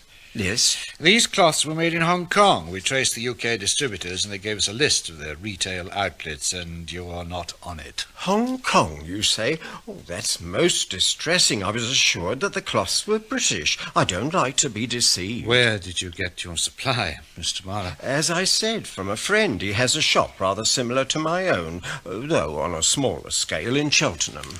Aha, is this it? Pip's Art and Hobby Shop. That's it. By Jove, you chaps have certainly done your homework. Pip had foolishly taken a stock of these cloths and couldn't shift them. I offered to take 6 and see what I could do. Your friend Pip didn't mention this when we spoke to him. You've spoken to him? Well, I never. Oh, he wouldn't have remembered. He's a real scatterbrain.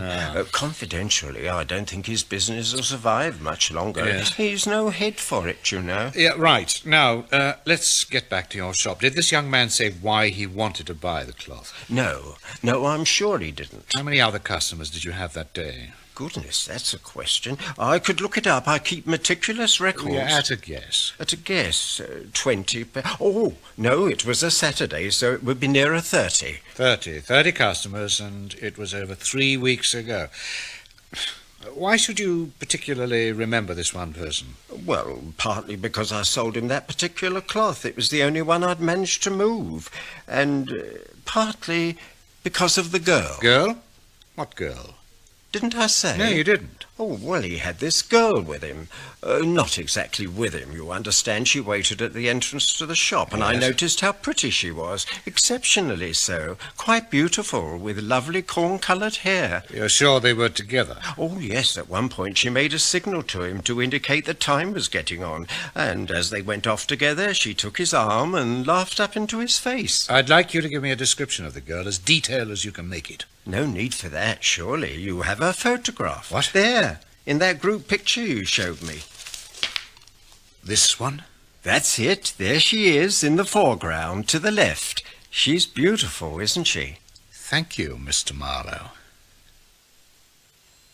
Wiley? Sir? Lashwood secretary, Sue Swinton, I think her name is. She could be involved in some way. Garland, she's been sitting there under our noses. Want me to pick her up, sir? No, I said she could be involved, not that she was. Still, I'd like to talk to her. Get the car organised. You know, Wiley, I've been wrong before and I could be wrong now. But I have a feeling that we are at the beginning of the breakthrough.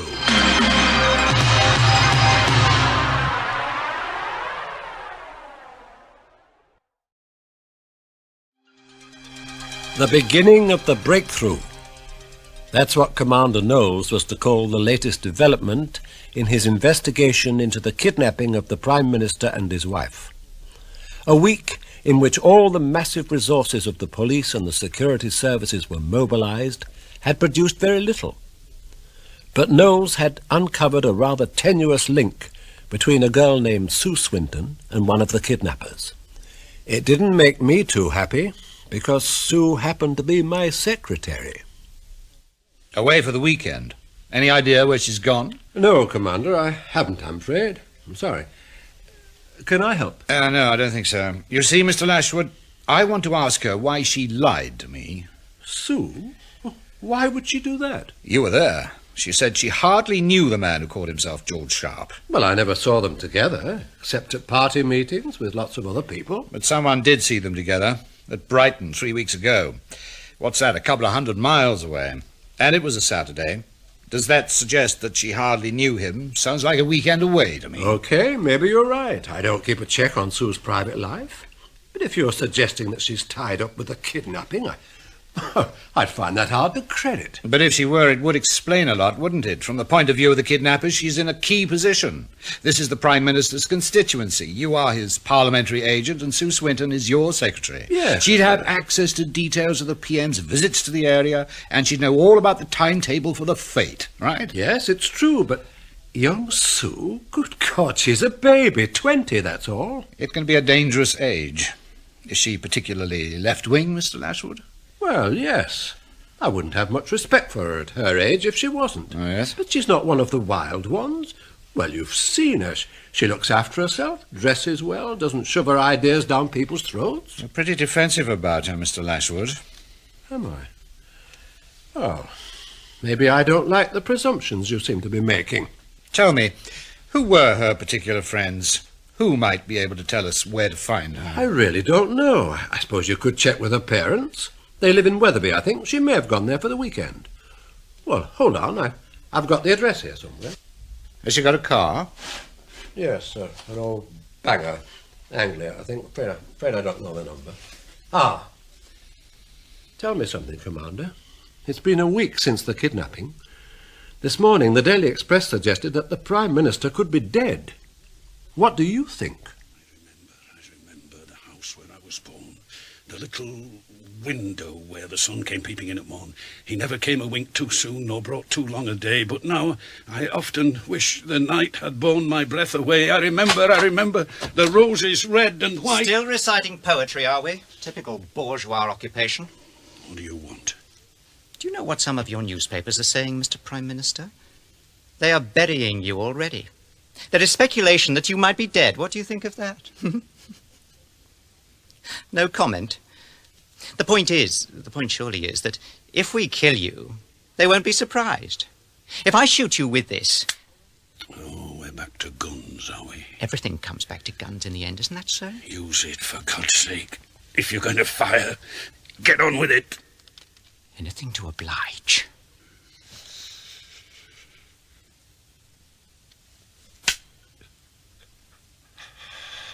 Very funny. Next time it will be loaded, and you will die laughing. Do you know anything about guns, Mr. Prime Minister? No. Of course not. Why should you? You're the Prime Minister. You can order others to do the killing for you. And, of course, there's nothing evil about a gun. It all depends whose finger is on the trigger. Really, it's a mistake to call them guns, you know. I mean, this is a pistol. That's the proper term for it, an automatic pistol. Well, semi-automatic, really. You have to pull the trigger for each shot. It's a Luger 9mm 8-shot. It has a double-action hammer. You can carry it without bothering about the safety catch. Some people prefer revolvers, and they are more reliable in a way, more flexible. What are you staring at? Nothing. I find the lecture fascinating and very revealing. Don't patronize me, old man. Don't patronize me for your own sake. You're fading, Valchik. Coming. Put the blindfold on, Stoddart. Is that Put it on. All right. But this is the last time. After this, no more play acting. Get moving! Right, thank you, Inspector. Sergeant Bellamy. Sir? Put out a general on this registration number. Pronto. Sir. The owner is a Miss Susan Swinton. She's to be held for questioning. Urgent. Will do, sir. Come and get your coffee, sandwich. You've had nothing. I said that was urgent, Sergeant. Sir. What's new? Now, the Weatherby police got the registration number of the girl's car from her father. Seems he gave it to her last Christmas. I put out a general on it. Good. Now listen, Ben Tompkins, that boy we put under surveillance. He was on the list of people with Piper Cherokee aircraft. We haven't lost him, I hope. No, sir. He was last reported having lunch at a Chinese restaurant in Kensington. That was, let me see, about an hour ago. I suppose he's still there. Tell Martin to bring him in. Something new? I've just been talking to Cadwell of Special Branch. They've got a file on our friend. Tompkins was up to his ears in ultra-left-wing politics at university. Called himself Jake Tompkins then. Up to 18 months ago, he was still involved. Then he came into money and practically changed overnight. That figures, sir. Amazing what a little money can do to your principal. This wasn't a little, it was a lot. More than enough to finance this kidnapping operation. And you reckon he deliberately turned respectable as a cover? Like I said, tell Martin to bring him in. And then we shall find out. Mr. Tompkins? Yes? Oh, my friend, the policeman, Detective Inspector Martin. Yes, sir. Oh, not again. What can I do for you this time? I wonder if you'd mind coming with me, sir. A few more questions, you understand. Oh, it's a bit much, Inspector. I'm entertaining this young lady, and I really don't see how I can help any further. I'm sure the young lady will find her way home, Mr. Tompkins. Now, if you'd please come. Hold him, Willis! Hold him! Get out of my way or you'll get this! Drop that! You heard me! Get back! Drop that bottle or I'll break your arm. Right. Now, come on, Tompkins. Pig! Pig! Now, Mr. Prime Minister, we've been very patient. We've allowed you to see your wife. How is she? She's well, and we've given you time to think. Are you ready now to make a statement? What about? Oh, stop stalling. Valchik, leave this to me, please. We want you to make a statement, a public statement, in which you openly confess your political errors, in which you expose your betrayal of the British working class and of your former socialist principles. A public statement, you say? Of course. We shall see that it receives the widest circulation. It'll be a valuable political document. For the first time, the workers will clearly see the true character of reformist leaders like you, the true extent of your corruption. If you believe that, you're either stupid or naive. Don't strain my patience, Mr. Prime Minister. You want a confession? All right. I'll give you one. That's better. I doubt if it'll please you. A confession? Let me see. I'm almost 60 years of age, and it would be a miracle if I'd managed to survive that long without some degree of corruption setting in. It's a question of degree, you see. Do you know the trouble with ideals? They can't stand up to experience. Maybe that's why we call them ideals, because they're impossible of achievement, because they are dreams that demand a perfection in people that doesn't exist, never has existed, and probably never will exist. That's the fault of the system. In an ideal system of society... Oh, for God's sake, must you always think in slogans? An ideal system presupposes ideal people. You can't have one without the other, right? Seen any ideal people lately, brother? In Russia, China, Britain, America? People, my friend, are, well, people. Kind, generous, gentle, unselfish, and treacherous, cruel, self-seeking, bloody-minded. There are no ideal people. We're all flawed. A pity, but it's true. So, what you're saying is that you abandon your ideals, and with them you abandon the people, the working class. No. The fact is, you do your best. It may look like damn all at the end of the day, but you keep going. Perhaps it's the memory of those old ideals that spurs you on. You learn to compromise. You settle for a point somewhere between the ideal and the practical, between what's right and what's possible. You settle for a half or a quarter, for something. That's what politics is all about. That's why it's called the art of the possible. Interesting. An interesting admission. The typical social fascist outlook. He is rotten, rotten to the core. Yes. So, now I think we'll proceed with the trial. Trial? Oh, yes. Did you think we were finished? We're going to put you on trial, Prime Minister, for crimes against the people. You will be tried by a revolutionary court. You are mad. Victor, could I have a word? Can't it wait? No, it is urgent. Very well. What is it? Alan just rang through on the internal phone. A police car has pulled up at the main gate. Right. Valchik, yes? Red alert. Take the prisoner down. Then tell the others to stand by. What do you think then, Bert? I don't reckon we need bother with this place, do you? Well, we were told to check every house, Sarge. No exceptions. Oh, I know. But this is different. It's government. Look at that sign over there. Institute of Industrial and Technological Development. Research Division. Well, I mean, that's official. In any case, I'm hot and hungry. Well, I still think we ought to check, Sarge. Afternoon, Sergeant. Oh. What can I do for you? Well, we're just making a routine check. Been a lot of robberies at isolated premises lately, you see. Places like this. We're dropping the odd word of warning and checking the general security precautions. Oh, I think you'll find we're in pretty good order here, Sergeant. Have to be. Important work. Are you a security man? That's right. Don't recognise the uniform. Oh, we're on the staff. In-house security, you might say. Look, pop into the lodge, and I'll show you what we've done. And I can offer you a beer at the same time. What's happening now? They've just gone into the lodge with Alan. Well, if anybody can bamboozle them, it'll be him. There we are, Sergeant. 2 nice cold beers. I'm very welcome, too. You do yourself well, yeah? Yeah, why not? Right, why not? Well, cheers. Yeah, cheers. Cheers. I needed that. You one of ours, then, eh? From the valleys? No, I'm afraid not. I'm from the west, the real Wales. Oh, in Glendower country. Oh, I'm from the Merthyr myself. This place, what exactly do they do here? Oh, what it says, I suppose. Must confess I don't know much about it. Research into the problems of industry, whatever that may mean. Official, is it? Well, sort of, yeah. I mean, like, tied up with government, like? I imagine so. They've only been here a few weeks, you know, still setting up. About a dozen people here so far, but they reckon it'll be nearer 200 by the finish. It's all pretty hush-hush stuff. And you control the security from here, do you? Yeah, more or less. This panel here, All all these switches, they do the work. For instance, the main gates can't be opened, even manually, unless this switch is in the on position. And this switch sounds an alarm up at the house. Right. Now, this one switches on floodlights, and of course I have direct internal communication.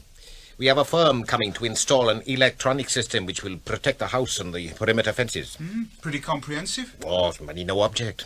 Actually, the man you ought to talk to is Professor Wilmot. He's the chief boffin. I doubt if he can tell you more than I can, but if you'd like to see him... It might be a good idea. No, I don't think we need to bother him. You seem to have everything buttoned up pretty well. No, we'll see him another time. Yeah, I think so. Right, we'll be on our way then. Thanks for the beer. Yeah, thanks very much. Any time. It's nice talking to you.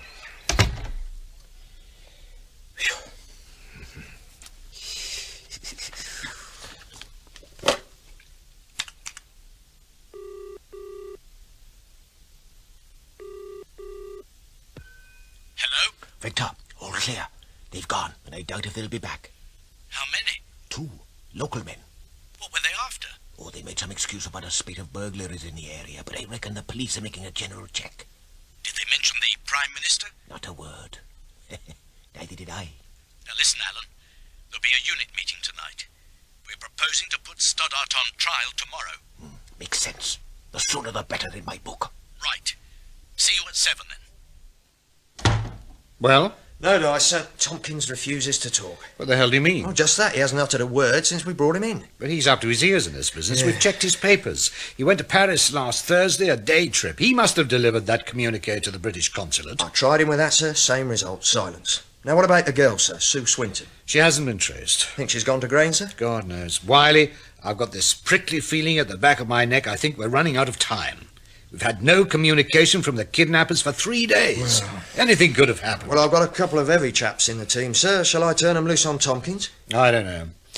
Maybe it is time we took off the kid gloves. Yes. Tell your fellows I don't actually want anything broken. Sir. But short of that, I want to see Tompkins so rabid scared that he'll sing until sundown. Be merciful unto me, O God, be merciful unto me. For my soul taketh refuge in thee. Yea, in the shadow of thy wings will I take refuge until these calamities be overpast. I will cry unto God most high, unto God that performeth all things for me. He shall send from heaven and save me when he that would swallow me up cometh. God shall send forth his mercy and truth. Amen. I'm sorry, Mrs. Stoddart. I didn't mean to interrupt your prayers. I brought your supper. Oh, it wasn't a prayer. It was from the Psalms. Well, I suppose it was a sort of prayer, really. Are you religious? Not enough. I believe in God, but I'm selfish about it. How do you mean? I use God. I only go to him when I want something. I feel guilty about that. Oh, well, that's my problem. I dare say he'll forgive me. I brought some more knitting wool and a couple of magazines. Oh, thank you. Tell me, Jane, there's something I've been meaning to ask you. Have you got a boyfriend? Or did I say something wrong? Do you think that's all there is for a woman?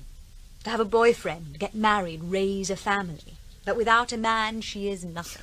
Yes, of course, I should have realised.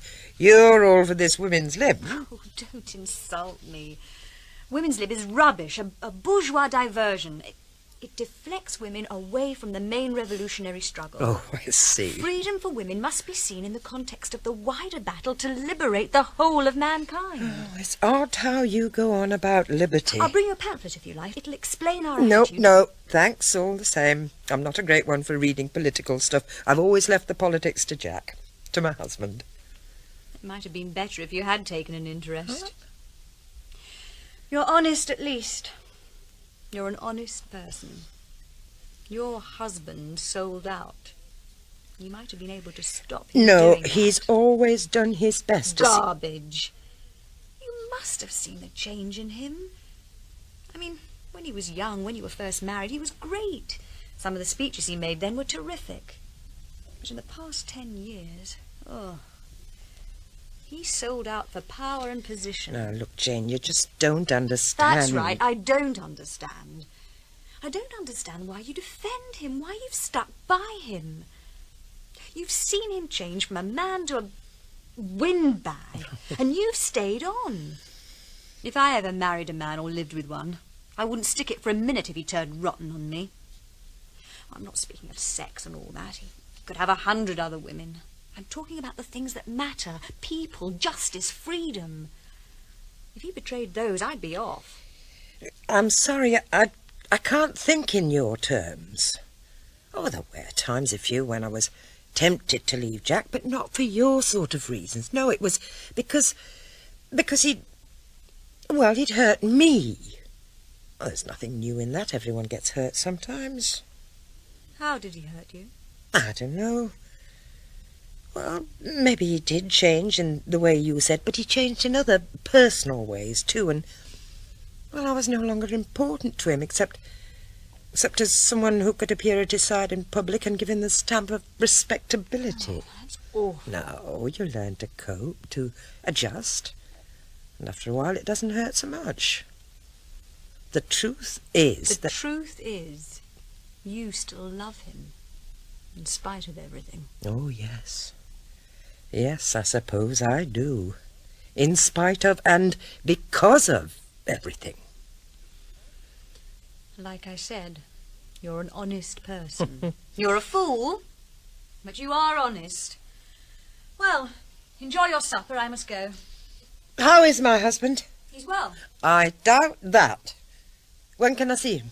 Tomorrow. I think you'll see him tomorrow. When? What time? At the trial. Trial? No more questions. I'll bring you some of our literature next time I come.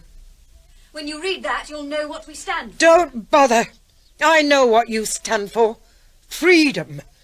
Only you have a funny way of showing it. You kidnap people and lock them up.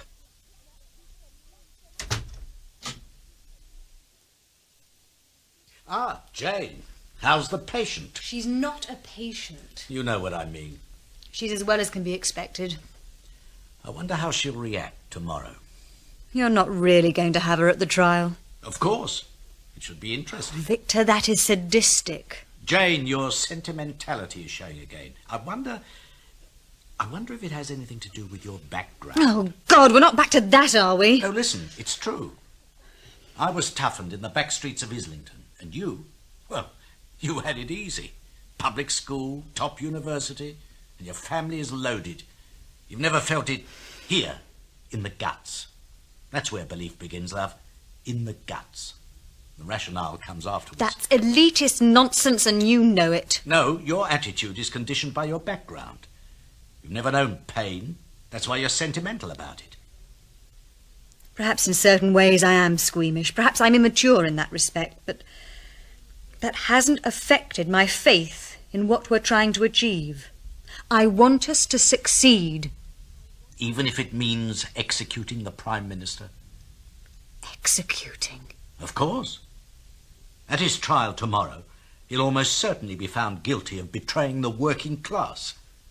The court will then pass sentence. I shall vote for execution. How about you? Operations room, County Police HQ. Sergeant Macy, put me through to D.I. Wiley. Don't you ever say please. Hold on. Macy? The girl has just driven into the forecourt of the apartment block, sir. Car registration number checks, and she answers the description of Susan Swinton. Was she alone? Yes, sir. Where is she now? She went to the 10th floor, sir.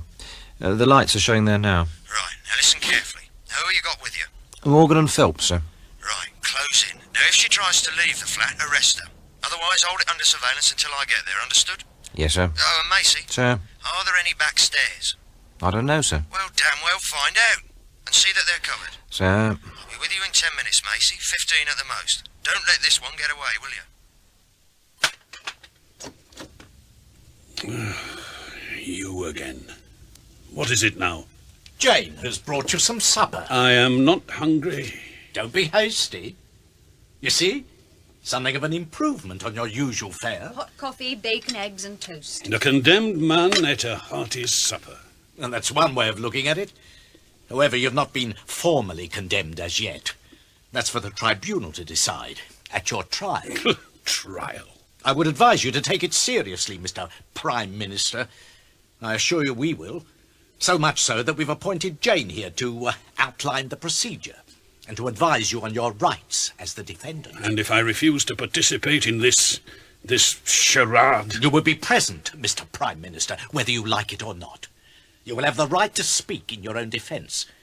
If you choose not to exercise that right, well, that's your decision. Cyril will be outside if you need him, Jane. It won't be necessary. Right. Why don't you have your supper before it gets cold? We can talk as you eat. I've told you I am not hungry. but I will have some of that coffee. How's my wife? We are not here to discuss her. How is she, damn you? Well... She's not... I mean, she... She's not on trial, if that's what you mean. There are no charges against her. She's here more by accident than design, and as soon as practicable, she'll be released unharmed. That's all I want to know. Your concern puzzles me. She is my wife. Really? I think it would be more fitting to describe her as your political appendage. The symbol of respectability without which no politician is complete. That's not true. Lie to yourself if you must, Mr. Stoddart, but don't bother to lie to me. You don't give a damn for your wife. We've done our homework, you see. How many other women have you had? 9, 10? The wife of a parliamentary colleague? That girl from the research department? The secretary in Strasbourg? I could give you the names. I'm not criticising your sexual morality. That's your affair. Thank you. But I do oppose the use of any human being as an object, which is exactly how you used your wife. As a political convenience, nothing more. God, when I think about it, you used her shamelessly. And she stood for it. She put up with it year after year. You know something, Mr. Prime Minister? You are not fit to lace her shoes. I know that. You don't have to tell me. I know that. You see, your time with us hasn't been wasted. You have confessed to something at last. Shall we get on with the details of the trial? We need some quick answers, Wiley, even if we've got to frighten them out of her. Leave it to me, sir.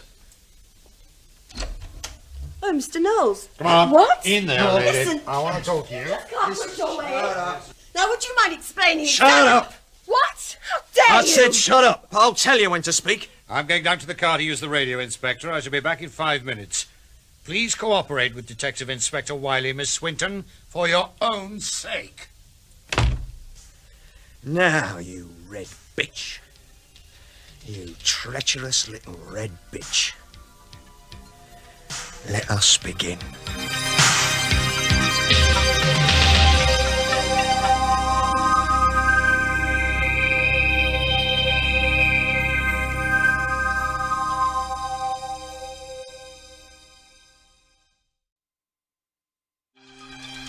After a week in which it seemed that the police were getting nowhere, the breaks were at last beginning to come their way. They had arrested a young man called Tompkins, whose plane had been used in the plot to kidnap the Prime Minister. He stubbornly refused to talk, and Commander Knowles, who was in charge of the investigation, now moved in on Sue Swinton, another prime suspect. Time was running out, and he desperately needed to break down her resistance. Please cooperate with Detective Inspector Wiley, Miss Swinton, for your own sake. Now, you red bitch. You treacherous little red bitch. Let us begin. No, right. Shut up. Now, you speak when you're spoken to. Now, sit. Not there, here. Now, this chair. There. Well, nice little place you got here. Yeah, all this beautiful hi-fi equipment. No! Sorry, me foot slipped. Went right through the cabinet. And what have we got here? A little collection of drinks. Alcohol isn't good for a young lady. We better get rid of it. Vodka, sherry, wine. You don't need the glasses now, do you? No! Stop it! And I've hardly started. All this stuff on the shelf. A bookcase. A pot plant. Stop it! No, right! Right? Don't you talk to me about right. You wouldn't know the meaning of the word. There, that's your nice little transistor radio gone for a Burton. Just a demonstration, sweetheart, of what I could do to you, what I will do to you if you don't talk. I don't know what you mean. Don't play the innocent. I haven't the time for games. Now talk. Tell me about your friend George Sharp. Give me names, addresses, the lot. I don't know what you mean. Do you want me to beat it out of you? Don't think I won't. You're hurting. Ow! I mean to. Now talk. I'll give you 5 seconds. 1, 2, 3. No! No! All right. All right. What do you want to know? What do you want to know? That's a sensible girl. Now, you wait here while I get Commander Knowles. A revolutionary tribunal. That is what I said, Prime Minister. Or you can call it a People's Court of Justice, if you prefer. Whatever it's called, there'll be precious little justice in it for me. Tell me, what is the procedure of this so-called court? The chairman, Victor, will open the proceedings. Then the prosecutor will present the case against you. In this instance, there will be no witnesses. And the defence? You may appoint someone to speak for you, or you may defend yourself. You have a choice. Very democratic. Sarcasm will not help, Mr. Prime Minister. I advise you to take the trial seriously. Oh, I shall. I shall. After the defence statement, there will be a general debate in which all present may participate. Including me? Of course. You see, the procedure is based on the dialectic principle. We believe in open, frank debate, unrestricted by legal mumbo-jumbo. We believe that this is the only path to the truth. And after this open, frank debate? The chairman will sum up and put the question to the vote. Question? Is the accused guilty as charged or not guilty? I see. And if the vote goes against me? The chairman will propose a motion of punishment. And may I ask what crime or crimes I'm to be charged with? You know the answer to that one. You will be charged with betrayal. Betrayal? Betrayal of the toiling masses and of your early beliefs and principles. Will you defend yourself, or do you want a spokesman to be appointed? Will it make any difference? How do you mean? Oh, come. You know the whole thing's a farce. In your eyes, in the eyes of your friends, I'm guilty already. Why bother with your so-called trial? Do you want a spokesman? Yes or no? No, I'll speak for myself. Good. The proceedings will begin at 8:30 sharp tomorrow morning. Wait. Will my wife be there? Yes. Is that necessary? I mean, well, there's no need to make her suffer as well. Your wife is stronger than you give her credit for, Mr. Stoddart. And in any case, isn't it a little late in the day for you to be concerned about her? You haven't cared over much in the past, have you? How is she, Wiley? Oh, she'll sing like a canary, sir. Good. Let's go back in. Careful how you tread, Commander. I've made a bit of a mess of the place, I'm afraid. A mess? That's an understatement. Right, Miss Swinton. We want some answers to some important questions. You are a member of the group which abducted the Prime Minister and his wife, right? Yes. Speak up. Yes. Where are your friends holding the Prime Minister? Don't know. You're lying. Truly, I don't know. Were they taken abroad? You heard answer. No. Were they taken abroad? No. They're in this country, then? Yes, I think so. Think? We don't want your thoughts. We want your answers. The plan was to hold them in this country.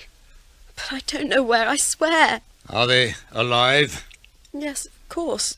How can you be sure if you don't know where they're being held?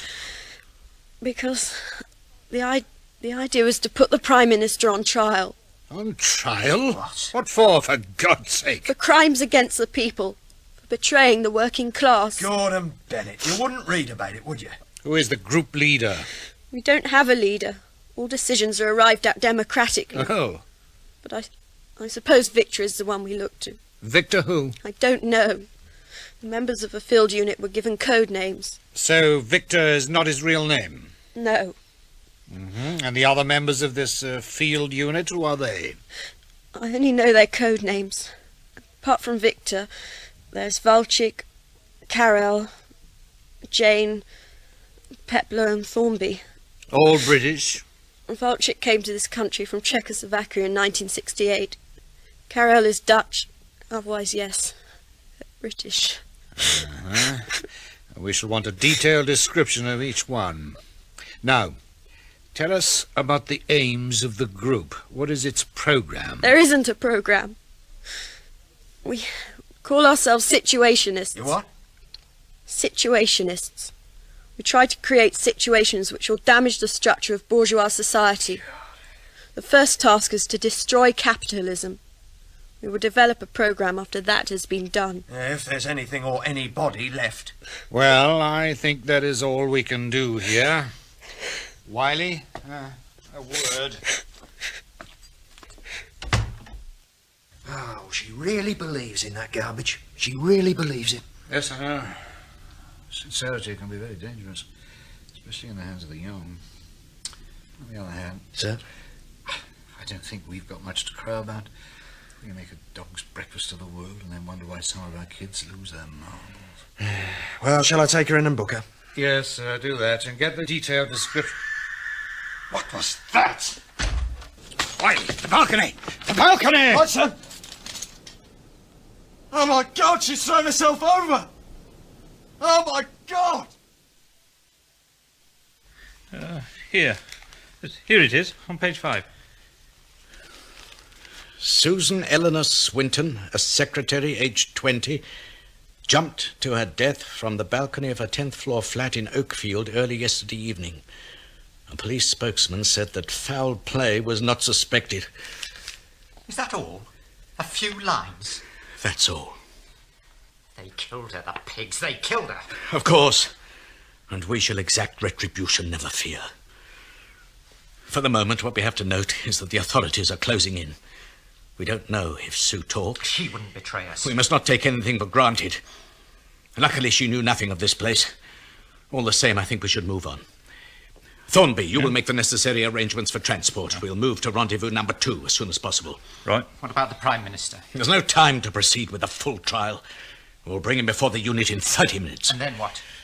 I shall propose that he be executed forthwith, as a reprisal for the death of our comrade, Sue Swinton. We've got it, sir. We've got it. Yeah? Now, we've been checking Tompkins, his files, bank account and all that, and we've put together all the Easy, various... Wiley, easy. You trip over your tongue. Sit down and get your breath back. And then tell me slowly and carefully exactly what it is that you've got. I've got the details here, sir. Now, first, for the past year, Tompkins has been making regular monthly payments to an organisation called the Institute of Industrial and Technological Development.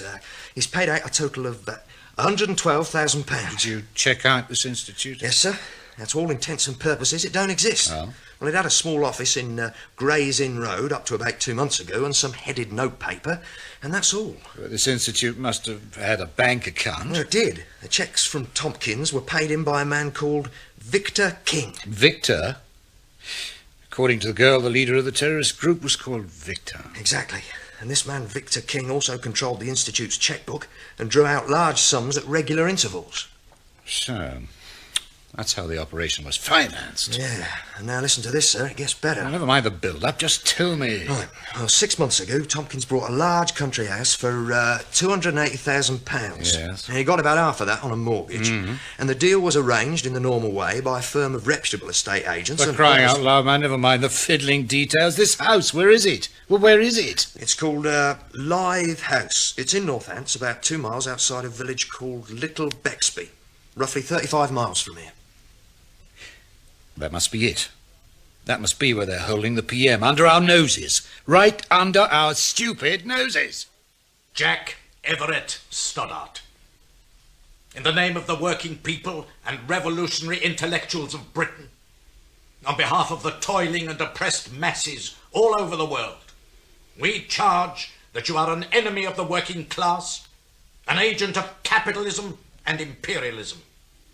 For these crimes, and for the murder by your fascist hirelings of our dear comrade, Susan Swinton, we pronounce you guilty. Guilty? I was told that I would be given an opportunity to speak before you reached a verdict. We've decided not to waste time. Your guilt is obvious, but you may speak in mitigation if you wish. I see. I'm to be allowed to beg for mercy. No more than that. Well, I'm afraid that isn't possible for several reasons. Most important, I suppose, is that I still have a little dignity left. I don't doubt that you've already decided to kill me. Such a murder will... Execution! No! You will be executed! You can't! No! Mrs. Stoddart, if you can't keep silent, you'll be removed. You're mad. You're all mad. Quiet! Please, please! He's done nothing to harm you. Please! Take her out! Please. Get it! Come! No, Jane! Come with me! Come! Jane, help me! Rico! Out! You can't do this! Jack! Jack! I'm sure that you must all be very proud of yourselves. Get on with it. You have 3 minutes. Thank you. In a strange sort of way, I believe that I am in your debt. Meeting you has restored my faith in fundamentals. I now know that I still believe, deeply believe, in civil liberty, free political institutions, the dignity of the individual, all the things we loosely call democracy. For me, democracy is not merely a way of making peaceful political change. It is a way of life which is honourable and good in its own right. Your attention, gentlemen, please. This map gives you a clear indication of the layout. Our information is that 2 of the terrorists are in the lodge here at the front gates. They control the alarm system. Those men will be immobilized by the SAS unit. When the lodge is secure, the gates will be opened. The police marksmen will take up concealed positions around the perimeter of the house. You have accused me of betrayal. There is some truth in the charge, I admit it.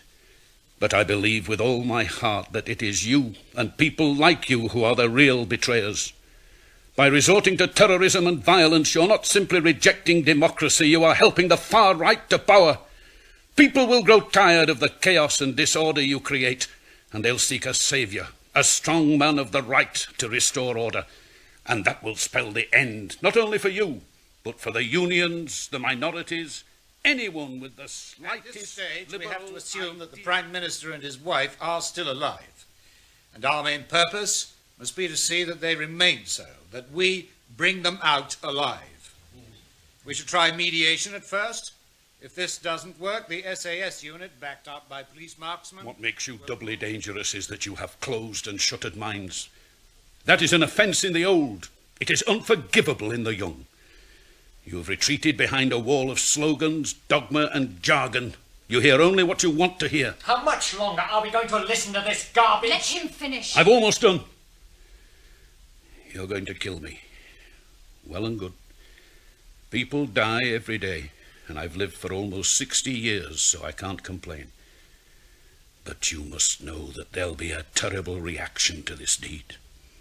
Not because my life is important, far from it, but because I happen to be the elected Prime Minister. Your violence will provoke violence, and in that violence you'll probably lose your lives, which is a pity because you're young. Even if you were to live and to succeed in making your revolution, you would be caught in a trap of your own making, because what you win with violence and terror can only be held by violence and terror. You must finish. As you wish. I have your pledge concerning my wife. She will go free. If it is possible, she will go free. What do you mean, if it's possible? You promised. Circumstances change. Now, no more arguments. The execution will take place in 30 minutes. You can spend that time with your wife. Take him away! But you promised! She's done nothing! You promised! Just had a signal from the lodge, sir. The SAS have taken over. 1 man captured, and the alarm system's been immobilised. Right. Order the marksman into position. We'll go in 10 minutes. Jack. Oh, Jack. Jack. There, love, there. It's all right. It's all right. Oh. Is there anything I can get you? No. Just leave us alone. Very well. Oh, Jack, it's like a nightmare. Did they mean what they said about execution? Yes. I'm afraid so. Well, perhaps if I could talk to them. They're fanatics, love. Fanatics don't listen to other people. There's one good thing about this situation. It certainly concentrates the mind. Oh, love. I mean, you go through life thinking that something's important. Money, career, power, whatever.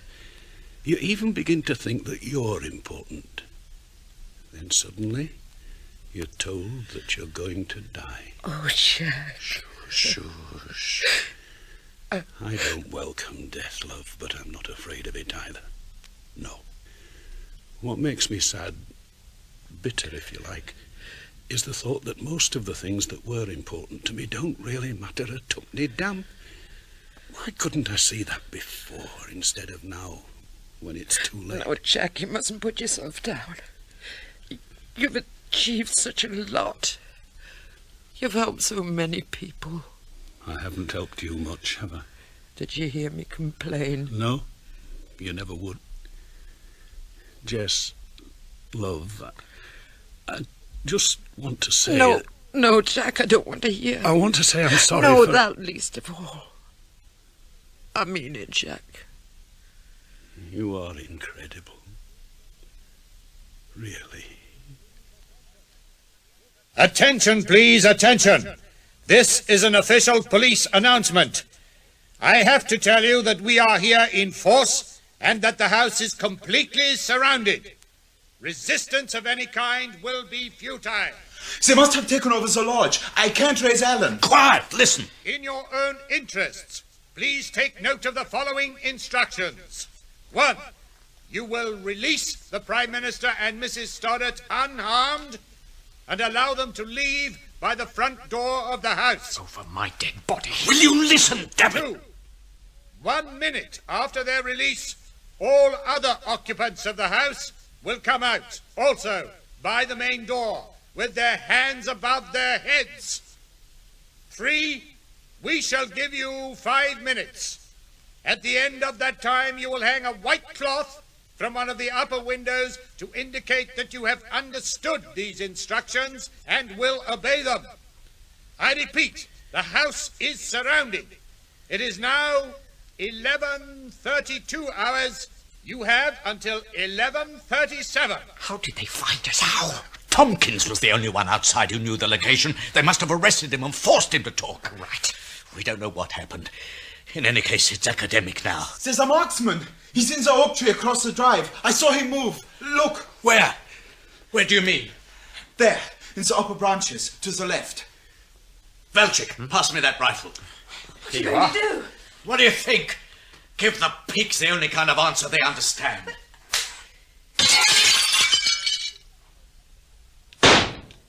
You got him! A great shot! No. Pull yourself together, Jane. This is the moment of confrontation. Our chance to write this day and our cause into the history books.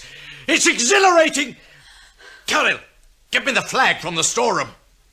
Well, what do you want us to do, sir? Do as before. Hold fire until I give the order. But they killed one of our men, sir. I know, but we cannot respond until we're sure of the Prime Minister and his wife. There's activity at one of the upper windows, sir. Look, there. Hang on. Sir? They're putting out a flag. A red flag. And they're singing. Listen.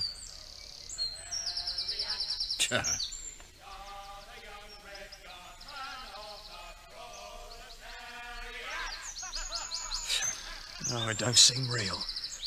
In a few weeks' time, I'll find it hard to believe this really happened.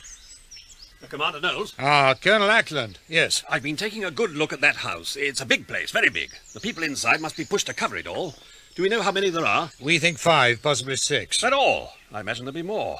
It makes it easier. Piece of cake. Makes what easier? As I said, I've done a recce of the house. There's a part at the back which looks interesting. The people in the house can only cover the approach to it from one point. And once someone actually got to the base of that wall, they couldn't cover it at all. And then? My chaps could go up that wall like monkeys up a stick. We could get men onto that first-floor balcony, and more men onto the second floor and the roof. We could wrap the thing up from those positions. Don't underestimate them, Colonel. They've already killed one man. They're fanatics. So are my men. At least they are when it comes to a situation like this. What do you say? Shall we have a go? Our first consideration must be to get the Prime Minister and his wife out alive. I know, and I reckon my idea gives the best chance of doing just that. All right, Colonel. Get your man in position. How long will it take? 15 minutes, maximum. I'll see you. Jack, what are you doing? Give me a hand. I want to block that door if we can get this wardrobe into place. We've got friends out there, Jess, and if we can hold the gang off for a while, buy a little time. Come on. Now the bed. Who is that? This is Commander Knowles of the police. Am I speaking to Victor? Yes. Good. Listen, I wish to avoid further bloodshed. To that end, No, Commander, no. You listen to me. I know your game. You want to keep us talking, wear us down, establish a relationship, like you did at the Balcombe Street siege. Well, it won't wash with us. There'll be no talking, no negotiation. But listen. No talk, no negotiation. You heard that, comrades? If there are any of you who wish to surrender, you are free to do so. I shall stay and fight. And take a few of the pigs with us. I'll stay. I'm for fighting. Jane? Yes, yes. Good, good. We won't win, comrades. The forces against us are too strong. But we can set an example today that will inspire millions. Do you remember the words of Che Guevara? Wherever death may surprise us, it will be welcome, for other men will come forward to echo our funeral dirge in the staccato of machine guns. Staccato! Staccato! Staccato! Carol, bring down the Prime Minister and his wife. We'll make their execution proof that we mean what we say. What's that? Never mind. Get the prisoners. Hold it! Put your hands above your head.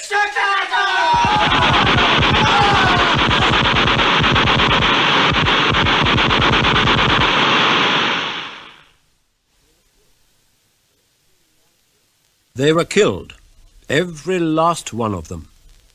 Our casualties were one policeman and one soldier.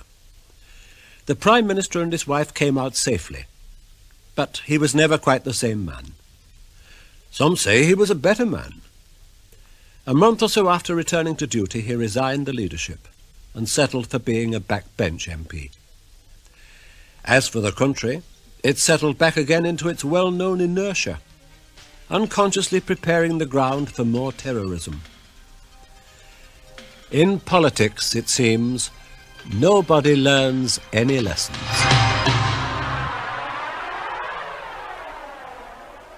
Death May Surprise Us by Ted Wallis starred Leslie Sands as Jack Stoddart, Mary Wimbush as Jess Stoddart, Cyril Shapps as Victor, and Geoffrey Matthews as Commander Knowles. Hugh Lashwood was Preston Lockwood, Sue Swinton, Charlotte Long, Inspector Wiley, Scott Cherry, Jane, Moore Leslie, Thornby, Colin Starkey, Valchik, Anthony Daniels, Carell, Jonathan Owen, and Colonel Ackland was Bernard Brown. Death May Surprise Us was dramatised by Ted Wallis from his novel of the same name. Technical presentation was by Carol McShane, Sue Templeman, and Roger Daines. And the serial was directed by Graham Gould.